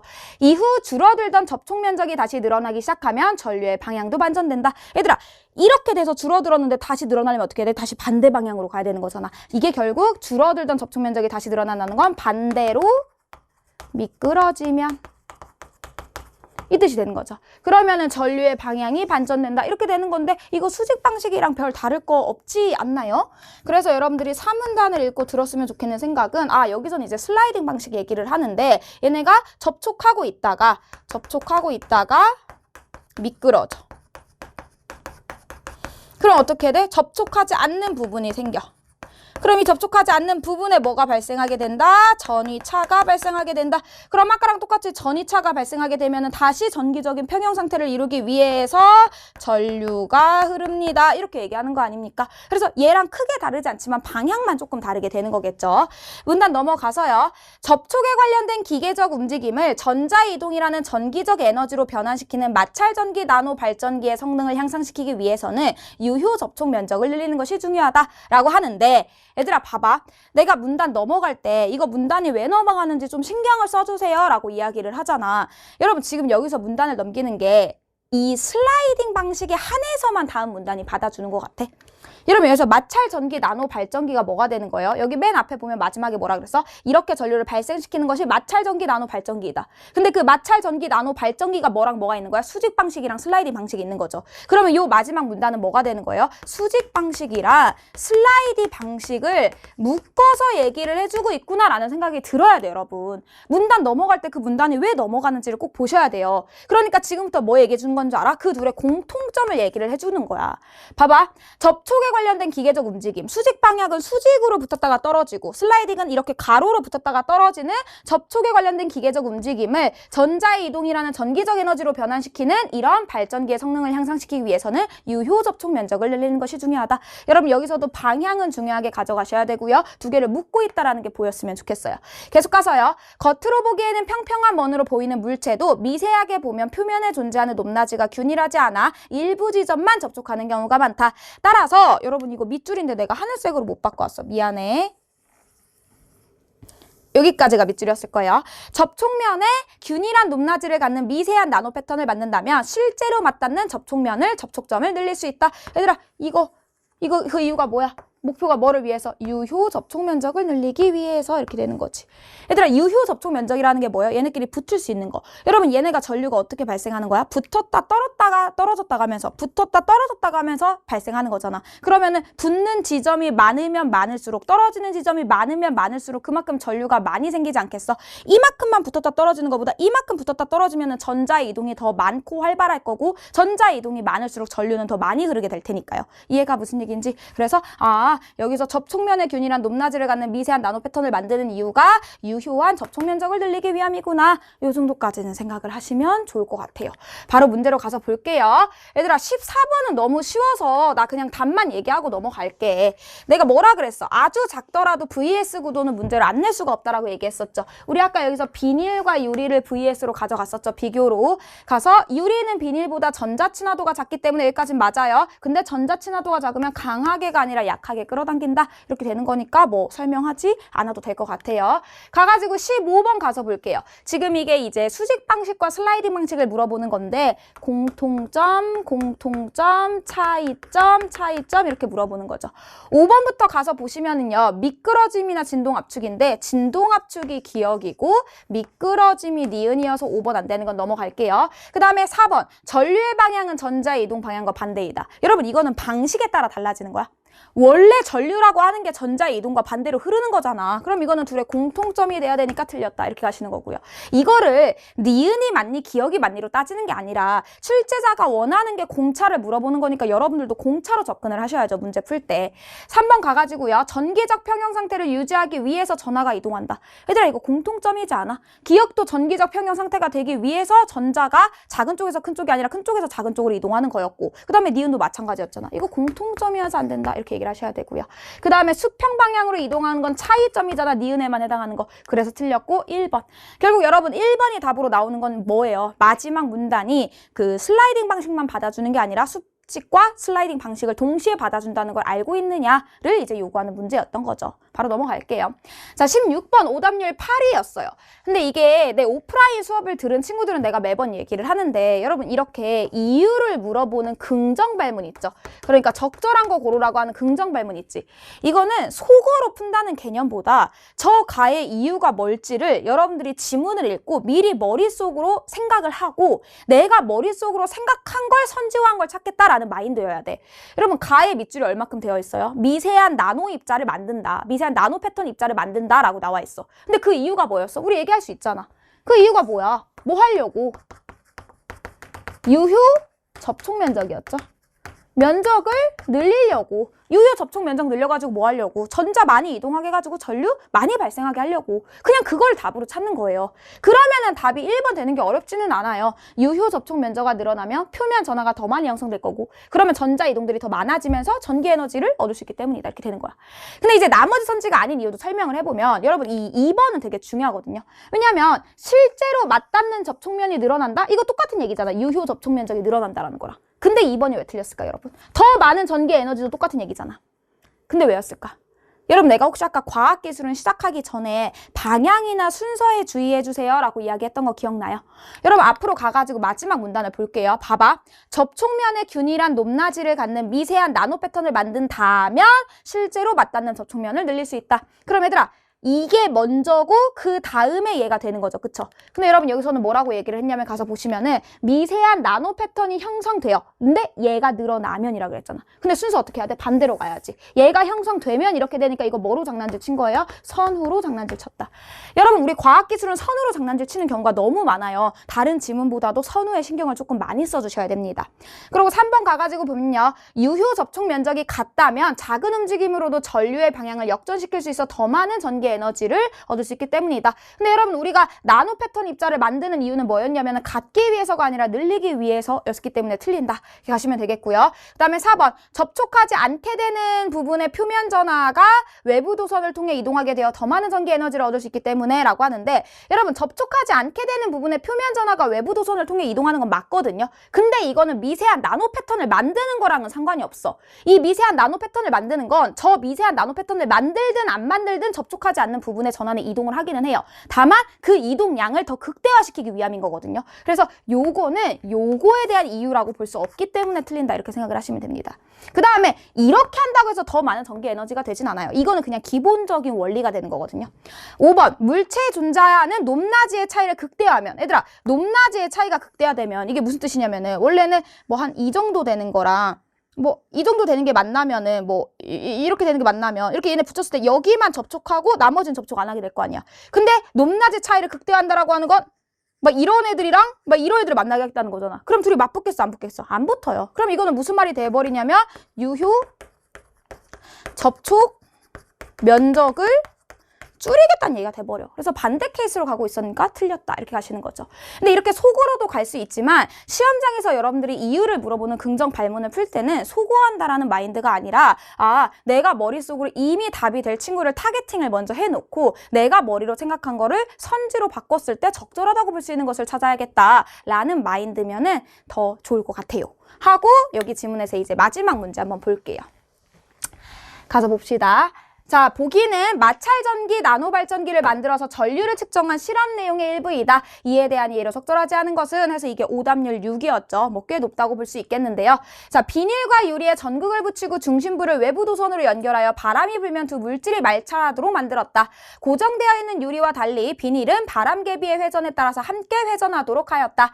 처음에 불지 않던 바람은 약하게 불기 시작하여 5분이 지나자 세게 불었고 바람개비는 더 빠르게 회전하였다. 10분이 지나자 바람의 방향이 바뀌어서 바람개비의 회전 방향이 바뀌었다. 측정을 마치고 이번에는 비닐을 구리로 대체하여 실험을 진행하였다. 구리의 전자 친화도는 비닐보다 작고 유리보다 크다. 그러니까 일단 뭐부터 잡아야 돼? 비닐, 구리, 이거부터 해야 되는 거 아니야? 그리고 원래는 비닐과 유리의 사이였는데 이번에는 뭐로 대체한다? 지금 얘네 사이가 대체되고 있다. 이렇게 되는 거죠. 그 다음에 얘들아 또 이게 가가지고 보자. 얘가 이렇게 돌아가면은 여기에 이렇게 하나가 있고 여기 하나 있는데 얘는 지금 돌아가고 얘는 고정되어 있다 이거야. 그럼 여러분 여기에 이 고정되어 있는 게 비닐이고 지금 돌아가는 게 뭐가 되고 있는 거야? 돌아가는 친구가 비닐이 되는 거겠죠. 여기까지 이해가? 그래서 이제 얘네 둘 사이에 뭐가 이루어지냐라고 물어보는 거야. 근데 얘들아 봐봐. 얘네는 이렇게 되면은 붙어가지고 지금 그러니까 이렇게 있으면 이렇게 계속 돌아간다는 뜻이잖아. 근데 이렇게가 아니잖아요. 이해가? 우리가 지금 수직 방식이랑 슬라이딩 방식을 했는데 수직 방식은 이렇게 붙었다 떨어져야 되는데 바람개비는 고정된 거 하나 있으면 얘가 이렇게 돌아가면서 붙었다가 안 붙었다가 왜냐면 얘네가 돌아가면서 여기 면적이 겹치는 부분에선 겹쳤다가 이렇게 돌아가면 여기 파트에서 안 겹쳤다가 다시 이쯤 오면 겹쳤다가 이게 반복될 거 아니냐고. 그래서 나는 이걸 읽고 드는 생각이 슬라이딩 방식이구나 라는 생각이 들었어요. 그리고 당연히 여기서 출제 포인트가 뭐가 될 거냐면 5분이 지나면서 세게 그러니까 더 빠르게 회전을 했다라는 거 그 다음에 10분이 지나니까 방향이 바뀌었다는 거 이걸로 문제를 내겠구나 라는 생각이 좀 뻔히 들어야 되지 않을까 얘들아. 그리고 가가지고 봅시다. 자, 1번. 자, 바람이 불지 않을 때 비닐과 유리가 접촉한 상태에서 비닐에는 마이너스의 표면 전하가, 유리에는 플러스의 표면 전하가 형성되지만 전류는 측정되지 않겠군 이라고 했는데, 얘들아 이거 마이너스의 표면 전하가 생기는 친구들은 어떤 친구들이었어? 전기 친화도가 큰 친구들, 작은 친구들. 이거 맞는 얘기잖아. 우리 이거 지문에서 읽었었잖아. 그쵸? 그 다음에 전류는 측정되지 않겠군. 얘들아 전류가 왜 측정되지 않아요? 전류가 측정되려면 전위차가 있어야 되는데 전위차가 없었기 때문에 전류는 측정되지 않는다 이 뜻인 거죠. 자, 2번 가가지고요. 바람개비가 움직이기 시작하면 전위차가 발생하고, 왜? 붙었다 떨어졌다 붙었다 떨어졌다 할 게 될 거 아니야. 그러니까 접촉하는 면이 늘어났다가 줄어들었다가 늘어났다가 줄어들었다가 반복하면서, 자, 외부 도선을 통해서 비닐에서 유리 쪽으로, 얘들아 비닐이 큰 거였어, 유리가 큰 거였어? 큰 쪽에서 작은 쪽으로 이렇게 이동하는 거였죠. 얘들아 기본적으로 붙어있을 때는 어떻게 해? 기본적으로 붙어있을 때는 작은 쪽에서 큰 쪽으로 가는 게 맞잖아. 그치? 근데 아까 여기 물론 이 수직 방식이랑 슬라이딩 방식이 다르지만 기본적으로 있을 때는 작은 거에서 큰 거로 가는 게 맞는데, 접촉을 해가지고 하게 되면은 전위차가 생기면서 어떻게 해야 돼? 반대로 가가지고 전기적 중성을 이루기 위해서 큰 쪽에서 작은 쪽으로 간다고 이야기를 했었잖아. 그러니까 큰 쪽에서 작은 쪽으로 이동한다, 맞는 얘기 되는 거죠. 이해가 무슨 얘기인지. 자, 3번 가가지고요. 다 바람개비가 더 빠르게 회전하면 접촉 면적의 증가와 감소가 빠르게 반복되어서 주기가 짧아지겠군. 뭐 당연히 맞는 얘기 아니에요. 늘어났다가 줄어들었다가 하는 게 더 빨라지니까 그게 뭐 빨라지겠군. 맞는 얘기 이렇게 되겠고요. 4번. 회전 방향이 바뀌어서 돌고 있는 동안에는 비닐의 표면 전하 부호와 유리의 표면 전하 부호가 서로 바뀌겠군. 얘들아 이게 왜 틀린 거야? 이런 우리 비닐의 표면 전하 부호는 기본적으로 뭐였지? 이게 마이너스였어. 얘가 플러스였어. 근데 그 이유가 뭐였어? 그 이유가 왜 얘는 표면 전하가 마이너스였고 왜 얘는 표면 전하가 플러스였던 거야? 얘네가 접촉을 했을 때. 얘는 전기 친화도가 크고 얘는 전기 친화도가 작기 때문이었지. 그치? 그럼 얘들아 결국 이 말은 표면 전하 부호가 바뀐다라는 건 뭐가 바뀐다라는 거랑 똑같은 얘기야. 전기 친화도가 변화한다라는 말이랑 똑같은 얘기야. 근데 여러분 이 회전 방향이 바뀌면 어떻게 돼야 돼요? 방향이 바뀌면은 얘네 전자와 전류가 흐르는 방향이 바뀌는 거지 전기 친화도가 바뀐다고 얘기를 한 적은 없잖아. 그러니까 전기 친화도 변화는 이루어지지 않는다 해서 4번 이렇게 되는 거겠고요. 자, 구리와 유리로 만든 마찰 전기 나노 발전기에서 접촉면을 통해서 유리에서 구리로, 왜? 유리가 작은 거, 유리가 큰 쪽으로 이동한 마이너스의 전하가 바람개비의 회전에 따라 외부 도선을 통해 이동하겠군. 처음에는 여기서 여기로 흘러갔는데 그러다가 전위차가 생기면 여기로 넘어간 애들이 전기적 중성이 되기 위해서 외부 도선을 통해서 다시 여기로 흘러가면서 전류가 발생하는 과정이다. 이렇게 되는 거겠죠. 그래서 여기까지 하면 기술제재라고 생각을 하시면 됩니다. 우리 이어가지고 인문제재 한번 가보도록 할게요. 지우고 왔어요. 우리 이제 인문제재 바로 이어서 가볼게요. 세 번째 질문이죠. 여기서 오답률 1위랑 3위가 나왔는데 나는 그렇게 난이도가 높은 지문이라고 생각하지 않았는데 여기서 1위, 3위가 나와서 조금 놀랬어요. 근데 이제 여러분들이 읽으면서 그 다음에 이제 문제를 풀 때 조금 놓치는 포인트들이 있는 것 같아서 같이 한번 해볼게요. 자, 생명 중심 윤리는 개별 생명체의 고유한 가치를 중시한다. 생명 중심 윤리학의 대표적 사상가인 테일러는 개별 생명체가 자신의 보전, 성장, 번식을 쫓는 목적론적 삶의 중심이기 때문에 개별 생명체는 그 자신에게 좋은 것, 즉 선을 갖는다고 주장한다. 그럼 지금 얘기하는 게 생명 중심 윤리에 대해서 이야기를 하는 걸 거고, 봐봐. 이 생명 중심 윤리는 뭐냐면 개별 생명체의 고유한 가치를 중시하는 거면 개별 생명체도 지금 가지고 있고요. 그 다음에 그 고유한 게 뭐가 있는 거냐면은 그 자신에게 좋은 것, 같은 말로 선이라고 하는 게 그 고유한 가치가 되는 거야. 왜냐면 자신에게 좋은 것이 각자 다를 거 아니야, 얘들아. 해바라기가 원하는 것과 소나무가 원하는 것과 강아지가 원하는 것은 다 다를 거 아니야. 그래서 사실 이게 나는 고유한 가치라는 게 바로 보였는데 안 보여서도 괜찮아요. 테일러는 자신의 선이 실현될 때 이득을 보고 선이 실현되지 않을 때 피해를 보는 존재라면 선을 갖는다고 설명한다. 그럼 지금 뭐냐면 선을 갖는 경우가 어느 경우인지 얘기를 해주는 거예요. 그러니까 예를 들면은 얘들아 우리가 해바라기를 길러낼 때 해가 아예 없으면, 그러니까 빛이 아예 없으면 해바라기가 자라 못 자라? 못 자라지. 그러면은 얘가 바라는 것이 해라고 했을 때, 햇빛이라고 했을 때 그게 실현되면은 얘가 자라날 수 있는 이득을 보고 그게 실현되지 않으면 피해를 본다? 그러면은 그 해바라기는 선을 가지고 있다. 이렇게 얘기를 한다는 거야. 계속 가서요.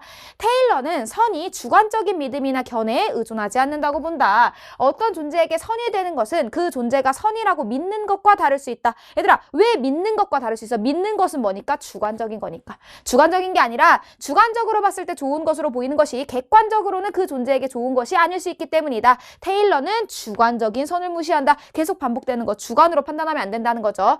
자, 2는 주관적 선이 없다고 생각되는 존재들도 고유의 가치가 있는 대상으로 볼 수 있게 된다. 그러니까 우리가 주관적으로 보면은 뭔가 얘는 바라는 게 없을 것 같아 라고 생각을 하더라도 주관적인 거는 상관이 없으니까 그들 각자의 고유한 가치가 있는 대상, 즉 그들 각자가 선을 가지고 있어, 이렇게 얘기할 수 있다는 거예요. 테일러에 따르면 어떤 생명체에 관한 지식을 얻을수록 인간은 그 생명체에게 무엇이 이익이 되고 그렇지 않은지를 더 적절하게 할 수 있다. 얘들아, 생명체에게 이익이 되는 거, 이게 뭐가 되는 거야? 선이죠. 그러니까 결국 무슨 뜻이야? 인간이 그 어떤 생명체에 대해서 지식을 많이 알수록, 우리가 소나무에 대해서 더 조사하고 해바라기에 대해서 더 조사해서 알 수 있는 게 많아질수록 그 생명체에게 선이 무엇인가를 알 수 있게 된다라는 거예요. 자, 이러한 선은 객관적이며 생물학적 증거에 의해 뒷받침될 수 있다. 선은 객관적이다. 이거 뭐랑 이어지는 거야? 주관적인 선은 무시된다라는 거랑 이어지는 거죠. 어떤 존재가 선을 갖는다면 그 존재는 도덕적으로 고려할 고유의 가치가 있다. 이렇게 얘기를 되죠. 그럼 여기까지 했던 거 우리가 가를 한번 정리해 볼게요. 문단 구분 안 하고 그냥 정리를 할게요. 지금 테일러에 대해서 이야기를 하고 있어. 테일러에 대해서 얘기하고 있는데, 테일러라고 하는 건 뭐냐? 생명윤리를 주장을 하는 그 사람인데, 생명 주장을 윤리하는 사람은 개별 어떤 생명체가 뭐를 가지고 있다? 선을 갖는다라고 표현해. 여기서 선을 갖는다는 거는 착하다 할 때 선을 의미하는 것이 아니라 뭐가 있을 때 이득을 보고 뭐가 없을 때 이득을 보지 못하고 피해를 본다면 그 무언가를 우리가 선이라고 본다라고 얘기를 하는 거죠. 그래서 선을 갖는다, 그럼 뭐가 돼야 된다? 도덕적 고려의 대상이 되어진다, 이렇게 얘기를 할 수 있다는 거예요. 이때 우리가 가가지고 보면은 이 선을 가지고 얘기할 수 있는 게, 이 선은 주관적인 거 아니고 어떤 것이다? 객관적인 것이다. 이렇게 얘기를 하고 있는 거죠. 그러면서 얘기하는 게, 우리가 이 선을 많이 알기 위해서 뭐 해야 된다? 이 생명체에 대해서 지식을 많이 알면 알수록 이 생명체에 대한 선을 할 수 있다. 요 정도 얘기였다고 보시면 될 것 같아요. 계속 가서요. 테일러는 도덕적 행위자로서의 인간이 자신의 선을 갖는 생명체에 대한 의무를 가진다는 규범적 주장을 하기 위해 생명 중심적 관점을 바탕으로 한 자연 존중의 태도를 중시한다. 얘들아, 이거를 윗문단이랑 연결을 해가지고 이해하려고 노력을 하셔야 되는데, 마지막에 뭐라 그랬어? 어떤 존재가 선을 갖는다면 그 존재는 도덕적으로 고려를 우리가 해줘야 된대. 그래서 도덕적 행위자로서 인간이 자신의 선을 갖는 생명체에 대한 의무를 가지는 건 뭐예요? 이게 도덕적인, 이렇게 연결이 되는 거야. 그러니까 여러분, 우리가 도덕적으로 고려를 해줘야 될 필요가 있다라고 하는 거는 뭐예요? 내가 지나가다가 꽃이 예쁘다고 해서 그냥 꺾어버리면 돼? 안 돼. 왜? 꽃은 자신만의 선을 가지고 있거든. 자신만의 선이 뭐겠어요? 물이라는 게 있으면 이득이 되고 물이라는 게 없으면 피해를 보는 자신만의 선이 있는 그런 친구에게 내가 도덕적으로 고려할 필요가 있는데, 그걸 고려하지 않고 꺾어버리면 안 되는 것처럼 우리에게는 꽃을 꺾으면 안 된다라는 의무가 생긴다라고 이야기를 하는 거야. 그러면서, 자, 그리고 이러한 자연 존중의 태도로부터 직접적으로 도출되는 4가지의 일반적 의무가 있다고 주장한다. 그럼 겹치는 게 뭐냐면 자연 존중의 태도라는 말도 겹치고요. 또 뭐도 되냐면 의무가 있다라는 말도 겹친다고 보시면 돼요. 그럼 이제부터 얘가 얘기하는 건 1, 2문단에서는 어떤 고유한 생명체들이 선을 가진다고 이야기를 했고, 2문단에서는 그 선을 도덕적인 거랑 연결을 지어서 우리에게 의무가 있다라고 얘기를 하는구나. 근데 그게 4가지가 있으면 당연히 뭐하란 뜻이에요? 걔네끼리 분류해주세요. vs 해주세요. 이 뜻이 되는 거겠죠. 자, 일반적인 의무는 불침해, 불간섭, 성실, 그리고 보상적 정의로 도덕적 행위제인 인간만 해당 의무를 갖는다. 여러분, 나랑 약속합시다. 항상 뭐뭐만과 같은 극단적인 표현을 잡는 거예요. 이 말은 뭐냐면 인간에게는 의무가 있지만 그냥 어떤 자연물들, 식물이나 동물에게 의무가 있지는 않다는 뜻입니다. 자, 불침의 의무는 인간이 어떤 생명체에도 피해를 줘서는 안 된다는 것이다. 근데 여러분, 여기서도 극단적인 표현이 있어요. 이게 뭐냐면 어떤 생명체에도, 그러니까 모든 생명체에 피해를 줘서는 안 된다는 것이다. 자, 그러나 인간이 유발하지도 않은 피해까지 방지해야 될 적극적인 의무는 없다. 그럼 이 말은 뭐냐면은 여기서 피해를 주면 안 된다는 건 직접적인 피해만 안 주면 되지, 인간이 유발하지 않은 피해는 상관없다. 그러니까 지들끼리 싸우다가 누가 죽는 거는 인간의 문제가 아니다. 이렇게 얘기를 하는 거겠죠. 불간섭 의무는 다른 생명체들을 포획하거나 생명체들이 영양을 섭취하는 행위를 막는 것과 같이 인간이 개별 생명체의 자유에 간섭해서는 안 된다고 요구한다. 그럼 이 자유가 뭐가 되는 거야? 생명체를 포획하거나 영양을 섭취하는 행위, 이게 자유가 되는 거예요. 근데 이런 자유에 간섭하면 안 된다. 여러분, 우리가 동물 다큐 같은 거 보면은 막 되게 잔인한 장면 나오고 막 귀여운 애가 되게 막 사자 이런 애한테 막 먹여 뜯기는 장면이 나오더라도 그 다큐멘터리 촬영하는 사람들이 도움을 주지 않잖아요. 그게 요거 때문이에요. 인간에게는 불간섭 의무가 있어요. 그 귀엽게 생긴 뭔가 다람쥐, 귀엽게 생긴 뭐 미어캣 이런 애들이 포획돼가지고 죽어가더라도 우리가 거기에 간섭을 해서는 안 된다. 이런 의무가 되는 거겠죠. 성실의 의무는 그 대상을 야생동물로 국한하여 총이나 덫으로 동물을 사냥하거나 낚시를 하는 것과 같이 야생동물을 기만하거나 배반하지 말 것을 요구한다. 봐봐. 그 대상을 야생동물로 국한하여 라고 하면 지금 한정한 거지. 이것도 뭐야? 극단적인 거야. 다른 거는 다 되는데 야생동물만 안 돼라고 하는 얘기인 거잖아. 이런 극단적인 표현들은 잡으려고 노력을 해주셔야 돼요. 계속 가서요. 마지막으로 보상적 정의의 의무는 다른 생명체에게 피해를 준 인간은 그 생명체의 피해에 대해서 보상할 것을 요구한다. 해서 보상을 해줘야 된다는 요구구나. 보상적 정의의 의무는 앞에 세 가지 의무 중 어느 것이라도 위반했을 경우 다른 생명체와 인간 간의 도덕적 균형이 복원되어야 된다고 규정한다. 그러니까 앞에 나오는 불침해나 불간섭이나 성실의 의무 셋 중에 하나라도 위반을 하면 반드시 보상해줘야 되는데 그 보상을 하는 이유가 뭐냐면 도덕적인 균형을 복원하기 위해서. 왜냐면 우리가 앞에 나오는 세 개 의무 중에 하나를 안 했다라고 하는 건 도덕적 의무를 하지 않은 거니까 도덕적인 균형이 깨진 상황이 되는 거야. 그렇기 때문에 다시 원래대로 이렇게 되돌리기 위해서 우리는 보상을 해줘야 된다. 이런 뜻인 거죠. 자, 예를 들어서 우리가 어떤 새의 둥지를 파괴한다면 보상적 정의의 의무는 그것을 복원할 것을 요구한다라고 하는데 여러분 어떤 새의 둥지를 파괴하는 건 우리가 뭐 한 거야? 우리가 지금 뭐 한 거야? 불침해 의무.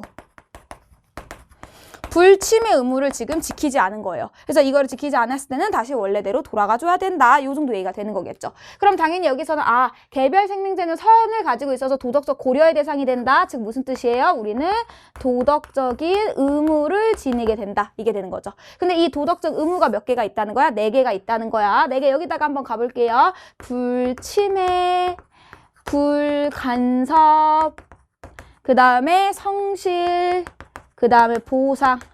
있을 때 포인트들만 간단하게 정리를 조금 해보도록 할게요. 여러분 불침해는 뭐예요? 모든 생명체에게 피해를 줘서는 안 된다. 이해가 되는 거고. 얘들아 내가 주사 맞고 와서 약발이 좀 돌아가지고 앞에까지는 좀 열심히 찍었는데 지금 약발이 점점 떨어지니까 너무 힘들다. 너무 힘들어서 지금 내가 손에 힘이 없어요. 글씨 쓰는 게 너무 힘들다. 대충 써도 여러분들 좀 알아봐 줘요. 이제 불간섭 같은 경우에는 뭐가 되는 거냐면은 포획하거나 영양 섭취를 방해하지 말아라. 그러니까 누군가가 불쌍하다고 해서 우리가 그 동물들끼리 일어나는 일들, 식물끼리 일어나는 일들을 우리한테 방해할 권리는 없다. 이런 얘기가 되겠고요. 성실의 의무 같은 경우에는 누구한테만 국한해서 야생의 동물에게만 국한해서 야생의 동물을 포획하거나 아니면 그들에게 덫을 놓지 말아라. 이런 얘기고요. 보상의 의무는 셋 중에 하나라도 되면 원래대로 복원을 해줍시다. 균형을 회복합시다. 뭐 요 정도라고 생각해 주시면 될 것 같아요.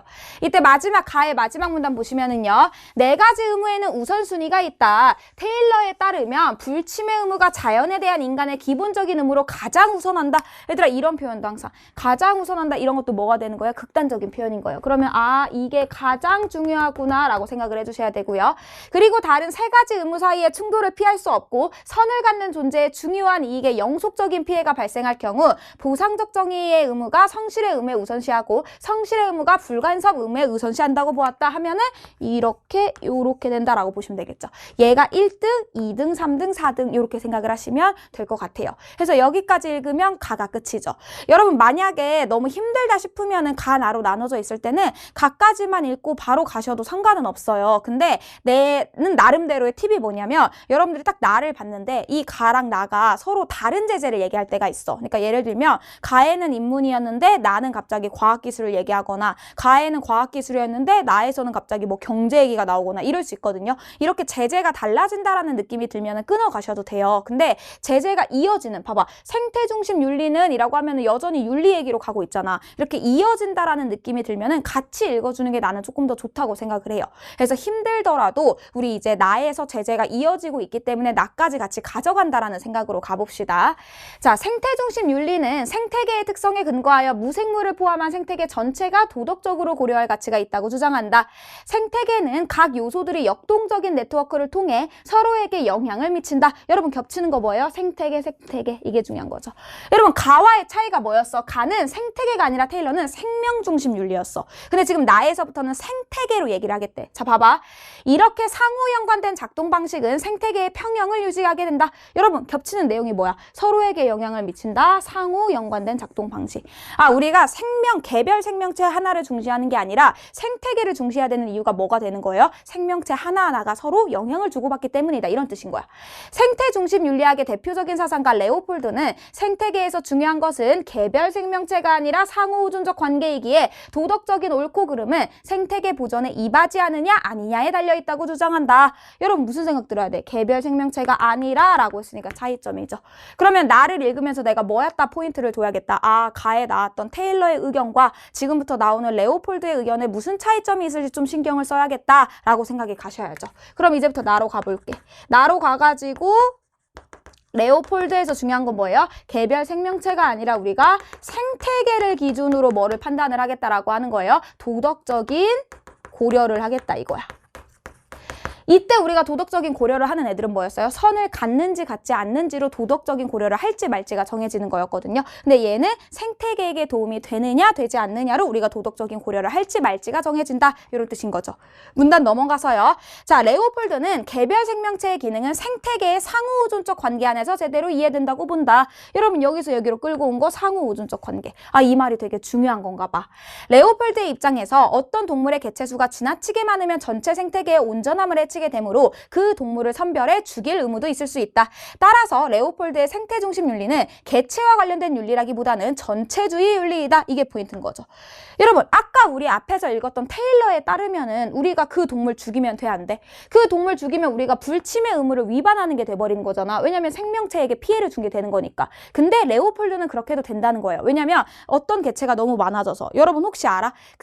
우리나라에 갑자기 나 기억나네. 뉴트리 뭐지? 약간 쥐새끼 같이 생긴 거, 뭔지 알죠? 여러분 뉴스에서 몇 번 본 적 있을 텐데, 갑자기 생각이 안 나는데, 뉴트리안가? 하여간 그게 우리나라 이제 외래종이었는데, 걔가 들어오면서 이제 그런 농작물들을 다 이렇게 피해를 주고, 그 다음에 우리 이제 원래 토종 그런 생명체들에게 피해를 줘서 나라에서 한참 그 뉴트리아 한 마리 잡으면 얼마 주겠다, 이런 식으로 한 적이 있거든요. 그럼 그런 걸 하는 시점이 뭐가 되는 거야? 뉴트리아 한 명을 해치는 게 문제라고 생각하면 그렇게 안 했을 거야. 하지만 뉴트리아를 조금 해치더라도 생태계의 온전함을 유지할 수 있다면 한 명 정도는 괜찮다. 이렇게 이해가 된다는 거죠. 그런 걸 이제 전체주의라고 표현을 한 거고요.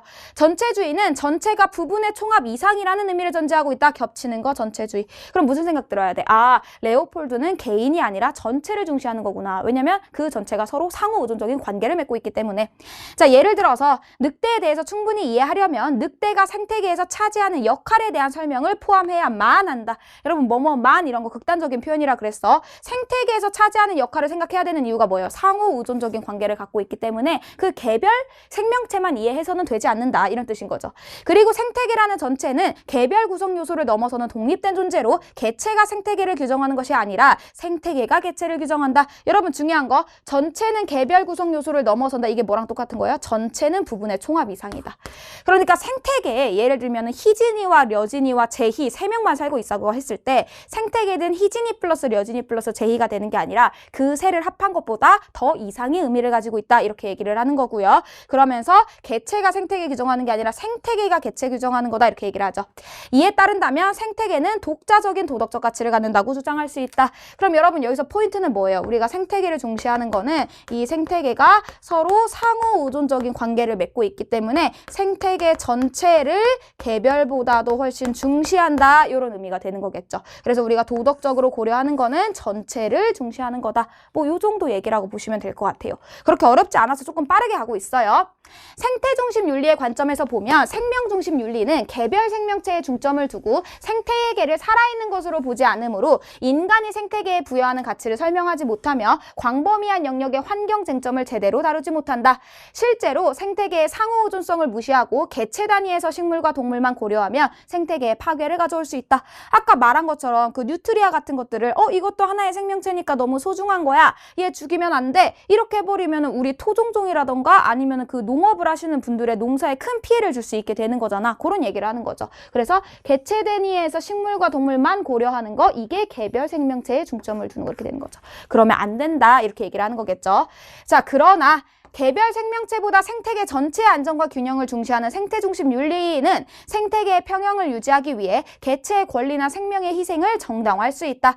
이에 대해 생태중심 윤리를 국가라는 전체를 위해서 개인의 자유를 억압하는 파시즘의 논리와 유사하다고 보고 환경 파시즘이라고 비판하기도 한다. 그러니까 뭐야? 생태계를 위해서는 너 죽어 해서 맘대로 개체를 다 죽일 수 있다라는 거잖아. 그게 우리 파시즘, 그러니까 세계대전을 일으킨 개인의 희생을 강요하고 국가만 중시하는 것과 뭐가 다르냐? 라는 비판이 있을 수 있다. 그래가지고 생태중심 윤리의 장점과 단점 이렇게 볼 수 있는 거겠죠. 괜찮아요, 여기까지? 하고 이제 바로 문제 가서 볼게요. 뭐 오답률이 높은 문제가 있기는 했지만 일단 뭐 18, 19번은 너무 쉬우니까 빨리 가볼게. 여러분 뭐 18번 도덕적 고려 대상에 대해서 테일러는 개별 생명체로, 레오폴드는 생명체가 아니라 생태계로 봤다라는 얘기니까 넘어갈게요. 1번 가서 보면 시대에 따라 변해온 거 안 나왔고요. 2번 가서 보면은 한계점을 보호하는 새로운 이론은 나오지 않았고요. 3번으로 가가지고 보시면요. 사회 변화에 미친 영향 나오지 않았고요. 5번 가서 보면 미래에 발생할 수 있는 상황을 가정하지는 않았습니다. 지울게요. 하고 이제 19번으로 가가지고 보시면은 어떤 존재가 선이라고 믿는 것은 어떤 것이야? 주관적인 것이야.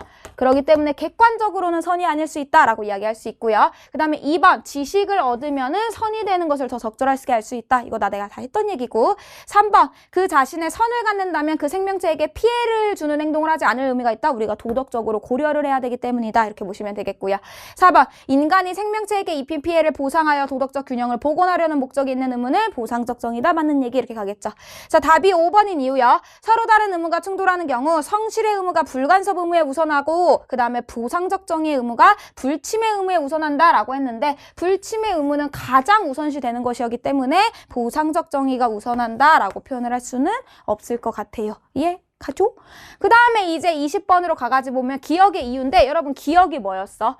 우리가 이제 늑대를 이해하기 위해서는 그냥 늑대를 이해하는 게 아니라 늑대가 생태계에서 어떤 영향을 가지고 있는지를 봐야 된다 그랬잖아. 그 이유가 뭐였어요? 우리가 개별 생명체를 이해해서 되는 게 아니라 개별 생명체들이 생태계 안에서 이루고 있는 상호 의존적 관계를 이해하기 때문이다. 이렇게 얘기를 했죠. 그렇기 때문에 상호 의존과 관련된 내용을 찾으시면 될 거고요. 그게 답이 3번 이렇게 되겠죠.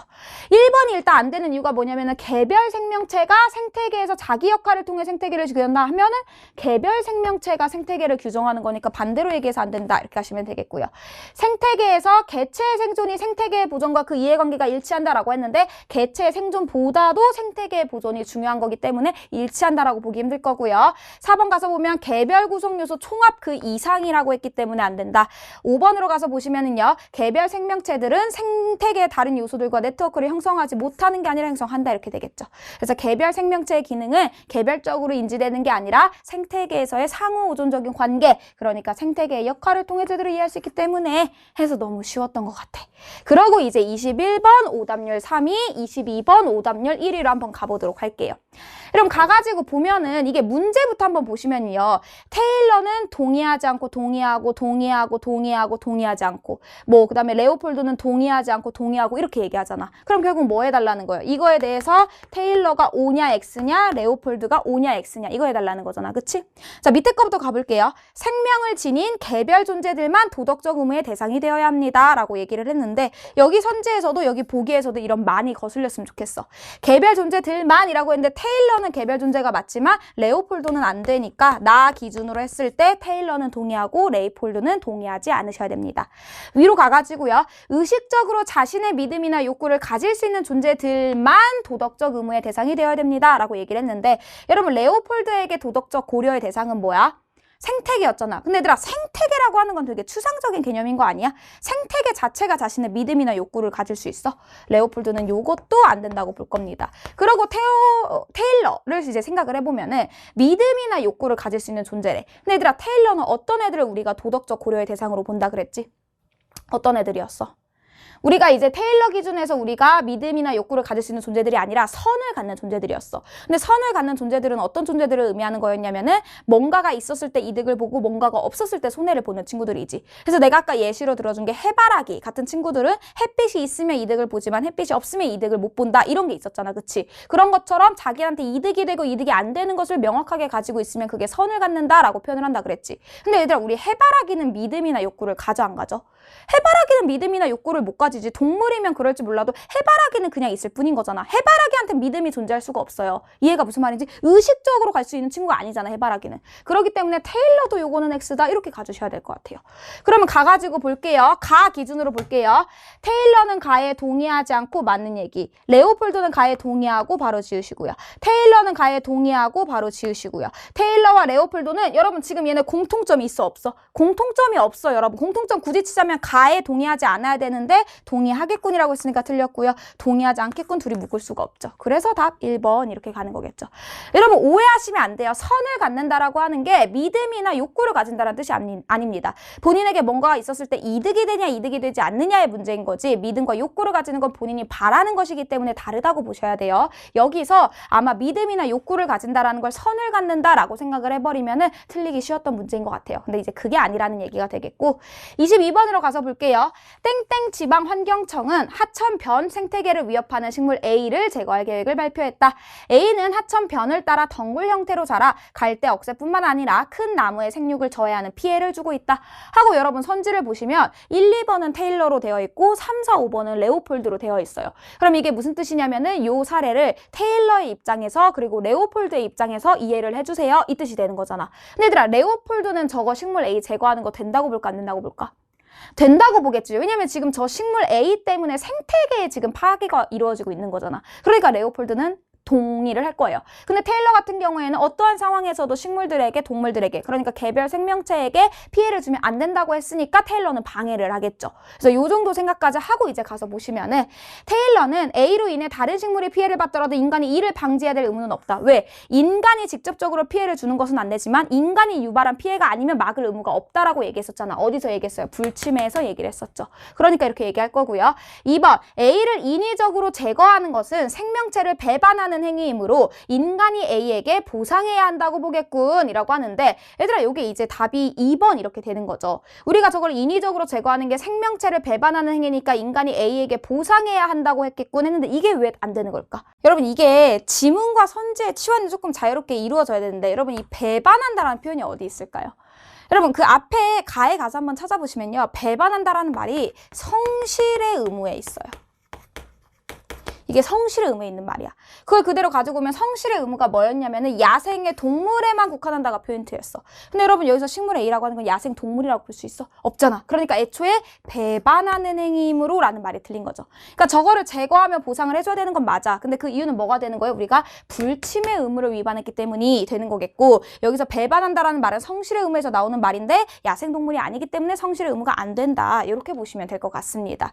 그리고 이제 레오폴드 얘기 보면은 자 레오폴드는 A가 다른 식물에 피해를 주는 것은 하천변 생태계에 해가 되고 있으므로 도덕적으로 옳지 않다고 보겠고 맞는 얘기. A로 인한 하천변의 환경 문제에 대해 하천변 생태계의 안정과 균형을 고려하여 A를 제거할 수 있다고 보겠고 왜냐면 생태계를 더 우선하는 사람이었으니까요. 그래서 테일러는 생태계는 도덕적 의무의 대상이 아니라고 보겠지만 생태계가 도덕적 가치를 갖는다고 본다. 맞는 얘기까지 가시면 독서는 끝난다라고 보시면 됩니다. 그러고 이제 우리가 장문 두 지문이 있죠. 바로 가볼게요. 뭐 23번 어휘 문제는 여러분들이 알아서 푸시고 우리 24에서 27번 볼게요. 장문이 24에서 27번으로 하나 그 다음에 28번에서 30번으로 하나 나왔는데 28에서 30번은 사실 너무 쉬워요 여러분. 내가 이제 주의사항 하나만 얘기를 하고 28, 9번은 해설을 하지 않을 생각이고요. 24에서 27번은 난이도가 높지는 않으나 여러분들이 좀 문제 푸는 순서나 풀 때 해야 되는 생각에 대해서 이 정도는 조금 언급을 하면 좋겠다라는 생각이 있어가지고 한번 얘기를 해보려고 해요.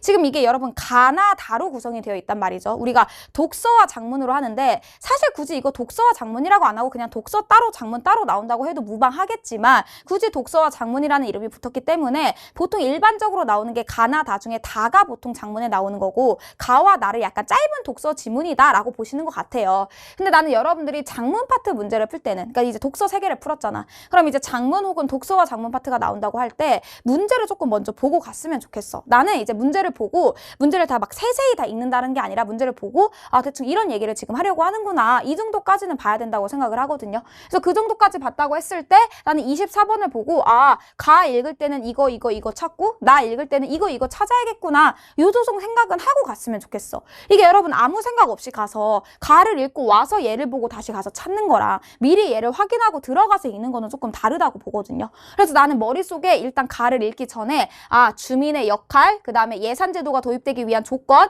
예산제도를 시행했을 때 기대할 수 있는 효과가 뭘까? 이 세 개는 내가 찾으려고 노력해야지 라는 생각을 하고 읽기 시작을 했어요. 그럼 가가지고 읽어볼게요.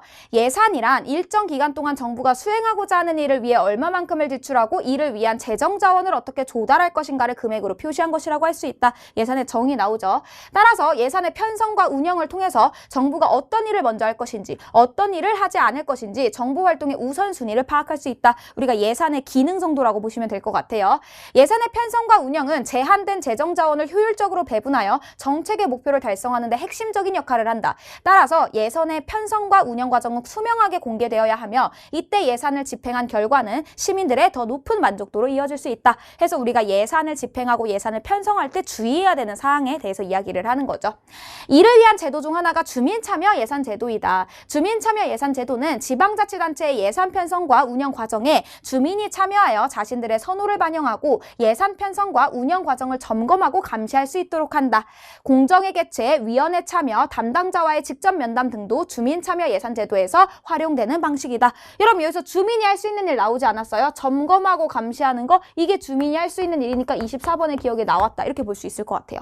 자, 주민참여 예산제도는 공개와 참여를 통해 공공서비스 공급을 개선할 뿐만 아니라 행정의 책임성과 투명성을 제고하고 부패를 축소하며 재정자원 배분을 통해 사회적 정의를 실현할 수 있다. 이 과정에서 지역사회 구성원 간의 이해와 소통이 가능해져 공동의 선을 꾀할 수 있다. 하면 이게 우리가 주민참여 예산제도를 했을 때 얻을 수 있는 긍정적인 효과가 되니까 이렇게 있다라고 생각하면 되지 않을까? 그러면 바로 24번부터 가가지고 역할 있었고 얘 있으니까 답 2번 아니야? 이 정도 생각까지는 하고 가면 좋죠. 근데 만약에 불안하면은 나를 읽을 때 공유 자원이 고갈되는 문제가 발생하는 이유와 한정된 예산에서 자기 집단의 예산을 최대한 확보하려고 하는 이유가 뭘까까지 찾고 문제 없으면 답 2번으로 끝내겠다. 이 정도는 했으면 좋겠어. 미리 보고 가는 거예요. 그래서 나를 한번 읽어보면 공유 자원은 비용을 지불할 필요 없이 누구나 사용할 수 있는 재화로 어느 한 사람의 소비가 다른 사람이 소비할 수 있는 기회를 감소시키는 속성이 있다. 공유 자원을 사용하는 데 드는 비용이 없으므로 사람들은 개인의 이익을 극대화하기 위해서 공유 자원을 최대한 많이 확보해서 소비하려 한다. 이로 인해 공유 자원 자체가 고갈되는 문제가 발생한다. 이를 공유주의 비극이라고 부른다. 이는 개별적 이익 추구가 전체적 이익의 극대화로 연결되지 않는 것을 보여준다. 그러니까 예를 들면 내가 여러분들이랑 만약에 수업을 해. 50명이 수업을 듣고 있어. 근데 내가 사탕을 50개 갖다 놓고 자연스럽게 뭐 아무나 이제 자연스럽게 다 나눠 먹으세요 이렇게 한 거야. 한 명씩 안 나눠주고. 그럼 이게 이제 공유 자원이 되는 거야. 근데 이게 어떻게 될 거냐면은 비용이 없기 때문에 여러분들이 내가 사탕을 많이 먹고 싶다라고 하는 욕심으로 최대한 이제 많이 가져가려고 하는 거야. 그럼 몇 명은 못 먹는 애들이 생길 거 아니야. 그럼 걔네가 수업에 대한 불만도가 커지겠지. 그러면 이거를 한 개 먹고 두 개 먹고 세 개 먹은 친구들의 만족도를 합치는 것보다 이거를 못 먹은 친구들의 불만도가 더 커져가지고 어떻게 된다? 전체적 이익이 더 커지지는 않는다. 한 명이 더 많은 이익을 추구한다고 해서 전체 이익으로 커지지는 않는다. 이런 얘기를 하고 있는 거죠. 그때 가가지고 보면은 자원이 고갈되는 문제가 발생하는 이유가 뭐야? 비용 없이 아무나 가져갈 수 있으니까 마구 가져가다 보니까 자원이 고갈되는 걸 거고요. 자기의 예산을 최대한 확보하려는 이유가 뭐겠어요? 이 공유자원 얘기랑 이제 연결이 돼가지고 최대한 자기의 이득을 가져가려는 거다. 이렇게 보시면 되겠죠. 밑에 읽어보면 공유주의 비극은 한정된 예산에서도 발생할 수 있는데 한 집단이 예산을 독점하면 다른 집단이 예산을 사용하지 못하기 때문이다. 이로 인해 각각의 집단은 예산을 최대한 확보하여 자기 집단의 이익을 추구하려 하고 그 결과 재정자원이 쉽게 소진되어 전체 이익이 훼손될 위험에 놓일 수 있다. 하면 지금 이 파트가 최대한 자신의 이익을 높이기 위해서 최대 예산을 끌어가려는 거잖아. 그러면 여기 가서 4번, 5번 맞으니까 24번은 답이 2번이구나 이렇게 되겠죠. 그러고 우리는 이제 뭐를 풀어야 되냐면 다와 관련하여 나 끝까지 풀었다고 치고 다와 관련하여 문제를 풀 거예요. 25, 26, 27번이 있는데 내가 이제 26번부터 보는 이유는 무엇이냐라고 했을 때 일단 이게 오답률 7위 그렇게 어려운 문제가 아닌데도 불구하고 오답률 탑 10에 들어간 게 이유가 있기도 하고요. 그 다음에 여러분 보시면 알겠지만 25번과 27번은 다 단독 문제가 아니라 가나랑 다를 연관 짓는 문제거든요. 근데 26번 같은 경우에는 다 단독 문제야. 그래서 26번을 먼저 보려고 하는 거야. 또 26번을 먼저 보는 이유가 달을 작성하기 위해 세운 글쓰기 계획이잖아. 그럼 얘들아, 계획이라고 하는 건 글을 쓰기 전에 세우는 거야? 글을 쓰면서 세우는 거야? 쓰기 전에 세운 거지. 여러분, 글쓴이가 혹은 발표하는 사람이 그걸 하기 전에 한 건 우리도 걔의 지문을 읽기 전에 보는 게 유리하다고 생각을 해주시는 게 좋아요. 그래서 읽어보시면 건의하는 글의 서론에는 글을 쓰는 의도를 밝힌다. 본론에는 문제 상황을 설명하고 문제 상황에 대한 해결 방안과 그에 대한 근거를 제시한다. 그 과정에서 예상되는 반론을 언급하고 그에 대한 반박을 드러낼 수 있다. 결론에는 건의 수용에 따른 기대 효과를 밝히며 글을 마무리한다. 하면 여러분 지금 서론과 본론과 결론으로 나눠져 있으니까 어떻게 해야겠다. 서론 읽고 확인, 본론 읽고 확인, 결론 읽고 확인해야겠다. 이 정도 생각이 들면 좋지 않을까요? 그래서 나는 이 정도 생각을 가지고 가서 읽었어요. 가볼게. 안녕하세요. 저는 2학년 땡땡땡입니다. 저는 현재 운영되고 있는 학생 참여 예산제에 대한 개선 방안을 건의하려는 의도로 학생의 게시판에 글을 쓰게 되었습니다. 하면 여기서 의도 밝힌다? 여기까지가 서론이구나 이 생각 들면 되죠. 그러면은 바로 가가지고 1번 볼게요. 현재 운영되고 있는 학생 참여 예산제에 대한 개선 방안 건의를 의도로 제시한다. 얘 대놓고 말했잖아. 뭐 하려고? 학생 참여 예산제에 대한 개선 방안을 건의하려고 합니다. 얘기했잖아. 그러면 이거 1번 맞는 얘기다 이렇게 가면 되지 않을까? 그럼 이제부터 본론 얘기 나오는 거니까 문제 상황과 해결 방안과 근거와 예상되는 반론과 반박을 얘기하겠구나 이렇게 생각이 들어야죠. 계속 가서요. 현재 우리 학교의 학생 참여 예산제는 학생의 예산의 편성을 학생의 임원들이 제안한 대로 결정하고 예산의 운영 과정에 대한 정보도 충분히 공개하지 않고 있습니다. 이런 문제 상황에 많은 학생들이 불만을 느낍니다. 이게 뭐가 돼야 돼요? 문제 상황. 이렇게 되셔야죠. 자, 이러한 문제를 해결하기 위해 먼저 우리 학교 학생들을 대상으로 학생 참여 예산 공모제를 실시해 주십시오. 다음으로 이 공모제에 참여한 학생, 동아리 대표, 학생의 임원들로 구성된 예산심의위원회를 만들고 예산의 배분 과정에 대해서도 충분히 공개해 주십시오. 하면 이게 뭐가 되는 거예요? 이게 그거에 대한 해결 방안이 되겠죠. 이렇게 참여와 공개를 바탕으로 운영하는 인근 학교의 사례는 학생 참여 예산제에 대한 학생들의 높은 만족도를 보여줍니다. 그럼 이게 뭐가 되는 거예요? 저 해결 방안을 하는 게 마땅하다란 근거가 되는 거죠. 여러분, 근거라고 하는 거는 객관적인 자료면 돼요. 사례라던가요, 수치라던가요, 설문조사라던가요, 아니면 전문가의 의견이라던가 이런 객관적인 거면 근거라고 보시면 될 것 같습니다. 그 다음에 이제 제가 건의하는 개선 방안을 따른다면 자기 집단의 이익을 우선시하여 예산을 확보하려는 경쟁이 갈등으로 번진다는 반론이 있을 수 있습니다. 예상되는 반론. 하지만 예산에 관한 정보 공개는 더 많은 학생들의 이익을 증가시킬 수 있습니다. 그거에 대한 반론이다. 그러니까 반론에 대한 반박이다. 이렇게 보실 수 있겠죠. 그러면 가가지고 1번은 OS니까 2번 보시면요. 학생의 임원들이 제안한 대로 학생의 예산 편성을 결정하고 예산 운영 과정에 대한 정보가 불충분하다는 내용을 문제 상황으로 제시한다. 많은 얘기. 그래서 학생 참여 예산 공모제의 실시와 예산심의위원회 구성, 충분한 정보 공개를 해결 방안으로 제시한다. 많은 얘기. 학생 참여 예산제에 대한 높은 만족도를 보이는 인근 학교의 사례를 근거로 제시한다. 이것도 많은 얘기. 그럼 마지막까지 읽어볼게요. 개선 방안이 수용된다면 학생들의 학교 생활에 대한 만족도뿐만 아니라 민주시민 의식도 높아질 것입니다. 이게 뭐가 되는 거예요? 이게 기대 효과. 우리 학교의 학생 참여 예산제가 만족도 높은 더 좋은 제도로 발전하길 바랍니다. 읽어주셔서 감사합니다. 그럼 얘들아 가서 볼게. 학생 참여 예산제도가 더 좋은 제도로 발전하기를 바란다는 내용을 기대 효과로 제시한다. 얘들아, 기대 효과라고 하는 건 뭐야? 그거를 실시했을 때 얻을 수 있는 이점이 돼야 되잖아. 근데 이거는 앞으로 이렇게 되길 바랄게요지 이거를 얻을 수 있는 이점이 되는 게 아니잖아. 그래서 다시 5번이 되는 게 이거는 그냥 얘의 어떤 소망, 당부 이 정도라고 봐야지 이거를 기대 효과라고는 볼 수 없기 때문이다. 이렇게 생각하시면 되지 않을까요? 그래서 26번이 그렇게 어려운 게 아닌데 왜 틀렸는지 모르겠어.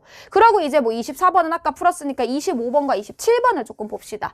얘들아, 내가 하고 싶은 얘기가 이게 발문을 보시면 달을 작성하기 위해 가나를 읽은 방법으로 가장 적절한 것은 이라고 하면은 여러분들이 가나에다가 시간을 쓰느라 틀리는 경우가 진짜 많거든요. 근데 가나를 아예 안 봐도 된다는 게 아니라 결국 우리가 가나를 읽은 이유는 다를 작성하기 위한 목표가 있는 거잖아. 그럼 최종적으로는 다가 메인이란 뜻이거든요. 그러니까 가, 나를 반영을 해서 고려를 해서 참고를 해서 결론적으로는 다를 쓰겠다는 거잖아. 그치? 그러면 다에다가 초점을 맞춰야 돼요. 나랑 앞으로 약속할게. 앞으로 뭐뭐를 작성하기 위해서 뭐뭐를 본 것으로 적절한 것은 하잖아. 그럼 뒤에 거 아니라 뭐뭐를 작성하기 위한 거기에다가 초점을 맞추셔야 돼요. 그래서 여기 가서 보면은 가에서 뭐뭐한 거에 주목하고 여기에다가 포인트 두지 말고 요 뒤를 다에 다에서 볼 수 있느냐, 이게 우선시가 되셔야 돼요. 아마 이런 문제는 어려워서 틀리는 것보다 가나다를 다 왔다 갔다 하느라 시간 소비가 큰 경우가 진짜 많을 거거든요. 근데 그렇게 시간 소비 안 하셔도 되고 다를 우선적으로 판단을 하셔도 돼요. 근데 만약에 다만 가지고 했는데 답이 2개가 나오거나 한 번에 안 나온다? 그럼 그때 그 선지들만 가나를 고려한다, 이렇게 생각을 하시는 겁니다. 그럼 5번부터 한번 가가지고 볼게요. 이해관계를 조정하는 제도장치가 충분할수록 이해관계 충돌이 반복될 수 있다는 것을 확인하며 읽었다.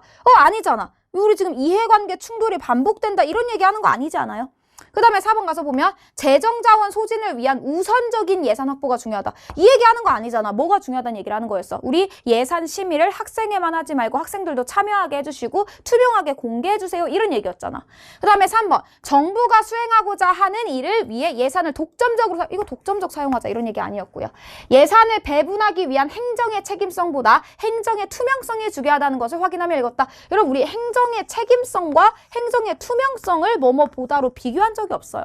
그래서 답이 1번 되는 게 투명하게 공개될 때 시민들의 만족도가 더 높다. 이거를 투명하게 공개되면 학생들의 만족도가 더 높다라는 거랑 연결이 되는 거겠죠. 그래서 2, 3, 4, 5는 애초에 다의 내용과 안 맞기 때문에 틀렸다라고 보시면 됩니다. 그래서 가나를 보느라 너무 시간 소비를 하지 않으시는 게 좋을 것 같아요. 마찬가지로 여기 26번 같은 경우도 아까 풀었던 거고 27번 같은 경우도 보시면 다를 작성한 후에 추가로 수집한 자료이다. 보기를 가, 나와 연결지어 다의 기억을 보완하는 방법으로 가장 적절한 것은 이라고 하는데 가, 나와 연결짓는 게 우선시가 아닌가, 우선시가 아니라 다의 기억을 보완하는 게 우선시야. 그러니까 얘도 가나보다 그냥 다에 먼저 눈이 꽂히셔야 돼요.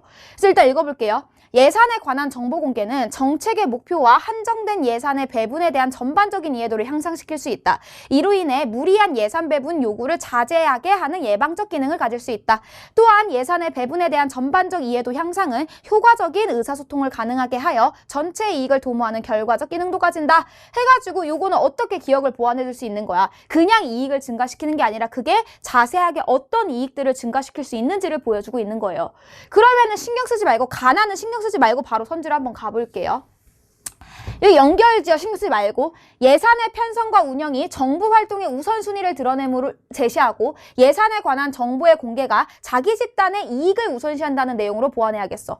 얘들아, 우리가 정보 공개하려고 하는 게 자기 집단 이익을 우선시하기 위해서야? 자기 집단 이익을 우선시하기 위해서가 아니잖아. 우리 지금 이거 투명하게 해가지고 어떤 시민의식을 높이기도 하고 뭔가 과도하게 예산을 요구하는 그것을 막는 어떤 예방적인 기능도 한다, 이런 얘기였잖아.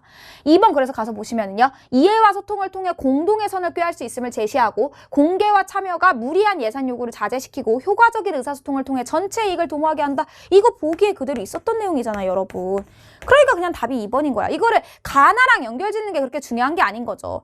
여러분, 3번 예산을 배분하는 것에 어려움을 준다? 부정적인 얘기 아니죠. 4번 갈등으로 번진다, 안 될 거고요. 5번 가가지고 보면 전체 이익이 커질 수 있다라고 이야기를 했는데 가서 잠깐 볼까? 가서 보면은 개별적 이익 과 전체적 이익을 정확히 비교할 필요가 있음을 제시하고, 정확히 비교할 필요는 없죠. 이걸 비교하는 게 중요한 게 아니라 우리 전체가 다 참여할 수 있게 돼서 투명성 있게 해주세요. 그래야 학생들의 만족도가 올라가고 학생들의 이익이 증가합니다. 이런 얘기였으니까 이거를 비교하자는 건 틀렸다, 이렇게 보시면 되겠죠. 그래서 뭐 26번을 제외하고는 오답률 탑10에 없었으니까 그렇게 어려운 문제는 아니었지만 얘기를 해주는 게 다만 보고도 풀 수 있는 문제들인데 그거를 가나 때문에 시간 낭비를 하는 친구들이 많은 것 같아서 결론적으로 반영되는 친구를 우선적으로 판단을 하면 된다. 요 얘기를 하려고 했던 거고요. 그 다음에 이제 28번, 29번은 뭐 설명하지 않을게요. 28번 이거 다 그냥 지문 읽으면서 왔다 갔다 하면 되는 거고 29번도 왔다 갔다 하면 되는 거라서 답도 딱히 얘기할 필요가 없을 것 같아. 근데 이제 30번은 조금 얘기를 할게요. 이거 조심할 거를 얘기하려고 하는 건데 가서 보면 보기는 이 마지막 결론을 고쳐 쓴 것이다. 그 과정에서 반영된 친구의 조언으로 가장 적절한 것은 하는데 여러분 이때 주의할 거. 혹시 학교 선생님이 이 파트를 내신 범위에 넣으시거나 해가지고 문제로 내겠다고 하셨잖아요. 그럼 어떻게 거짓말 치는 경우가 많냐면 얘네 순서가 중요해요. 그러니까 여기서 결론을 고쳐 쓴 거면 얘가 먼저고 얘가 나중이잖아. 근데 어느 경우는 있냐면 보기는 결론을 고쳐 쓰기 전이다, 이렇게 나오는 경우가 있어요. 순서 중요해. 뭐가 먼저 거고 뭐가 고친 건지 그거를 조금 반영을 하셔야 돼요. 왜냐면 우리가 이제 기존 거랑 변화 거, 이게 지금 지문에서 마지막 기존의 내용이 되는 거고 이게 지금 보기에 나온 변화거든요. 바뀐 걸 한번 찾아볼래요, 여러분? 바뀐 거 찾으면 이 정도 돼요. 여기에 이게 있었는데 지금 밑에는 없으니까 얘는 날라갔고요. 얘 같은 경우에는 땡땡로에서의 사고를 예방해야 한다 해서 땡땡로에서의 사고를 예방하기 위해 하고 이거는 추가된 거죠. 그러면은 우리가 이제 선제 가서 찾아야 되는 게 요런 내용은 삭제됐고 요런 내용은 추가됐다가 돼야겠지. 근데 반대로 여기서 여기로 간다라고 하면 얘가 사라졌고 얘가 추가됐다고 할 거 아니야. 그래서 뭐가 먼저 있느냐로 장난질을 많이 치고 실제로 여러분들이 육모, 구모, 신모까지 보시면은요. 매번 기존 거를 보기가 고친 게 아니라 보기가 고치기 전에 것인 경우도 되게 많아요. 그렇기 때문에 요거는 기존 게 뭐고 기존 게 아닌 게 무엇인지 보는 게 되게 중요합니다. 그럼 사라진 거는 뭐 자전거를 이용하여 통학하는 것은 학생들의 체력 관리에 도움이 된다라고 하는데 지금 우리 사고 얘기하려고 하는 건데 아예 상관없는 얘기에서 뺀 거고요. 그 다음에 이제 예방하기 위해서 뭐를 해야 되는지 자세한 내용을 얘기했죠. 그래서 이제 답이 되는 게 관련 없는 내용은 삭제하고 해결 방안을 요약해서 추가로 제시하는 게 어때? 해서 뭐 답이 4번 이렇게 되는 거죠. 근데 얘는 문제는 너무 쉽기 때문에 내가 이제 뭐 해설을 해주려고 한 게 아니라 보기가 우선인지 아니면 그러니까 보기가 먼저 것인지 아니면은 지문이 먼저 것인지 이 순서를 확인하는 게 너무 중요하다. 요 얘기를 하려고 한 겁니다. 그래서 여기까지 하면은 우리가 이제 독서와 작문은 마무리가 됐어요. 이 영상을 듣는 친구들이 어떤 목적으로 들었을지는 잘 모르겠어. 아마 내신을 위해서 들은 친구들이 조금 더 많을 것 같은데 내신을 위해서 들었다고 하더라도 여러분들이 들으면서 아, 글을 읽을 때 조금 이렇게 읽어야 되는구나. 내가 너무 눈으로 찾아서만 풀고 있었구나. 요런 반성을 조금 하면은 여러분들이 여름방학 때 비문학 공부하고 모의고사 공부하는데 조금 더 도움이 될 것 같습니다. 모의고사 보느라 너무 수고 많으셨고요. 저는 여기까지 해보도록 하겠습니다. 수고하셨습니다. 안녕.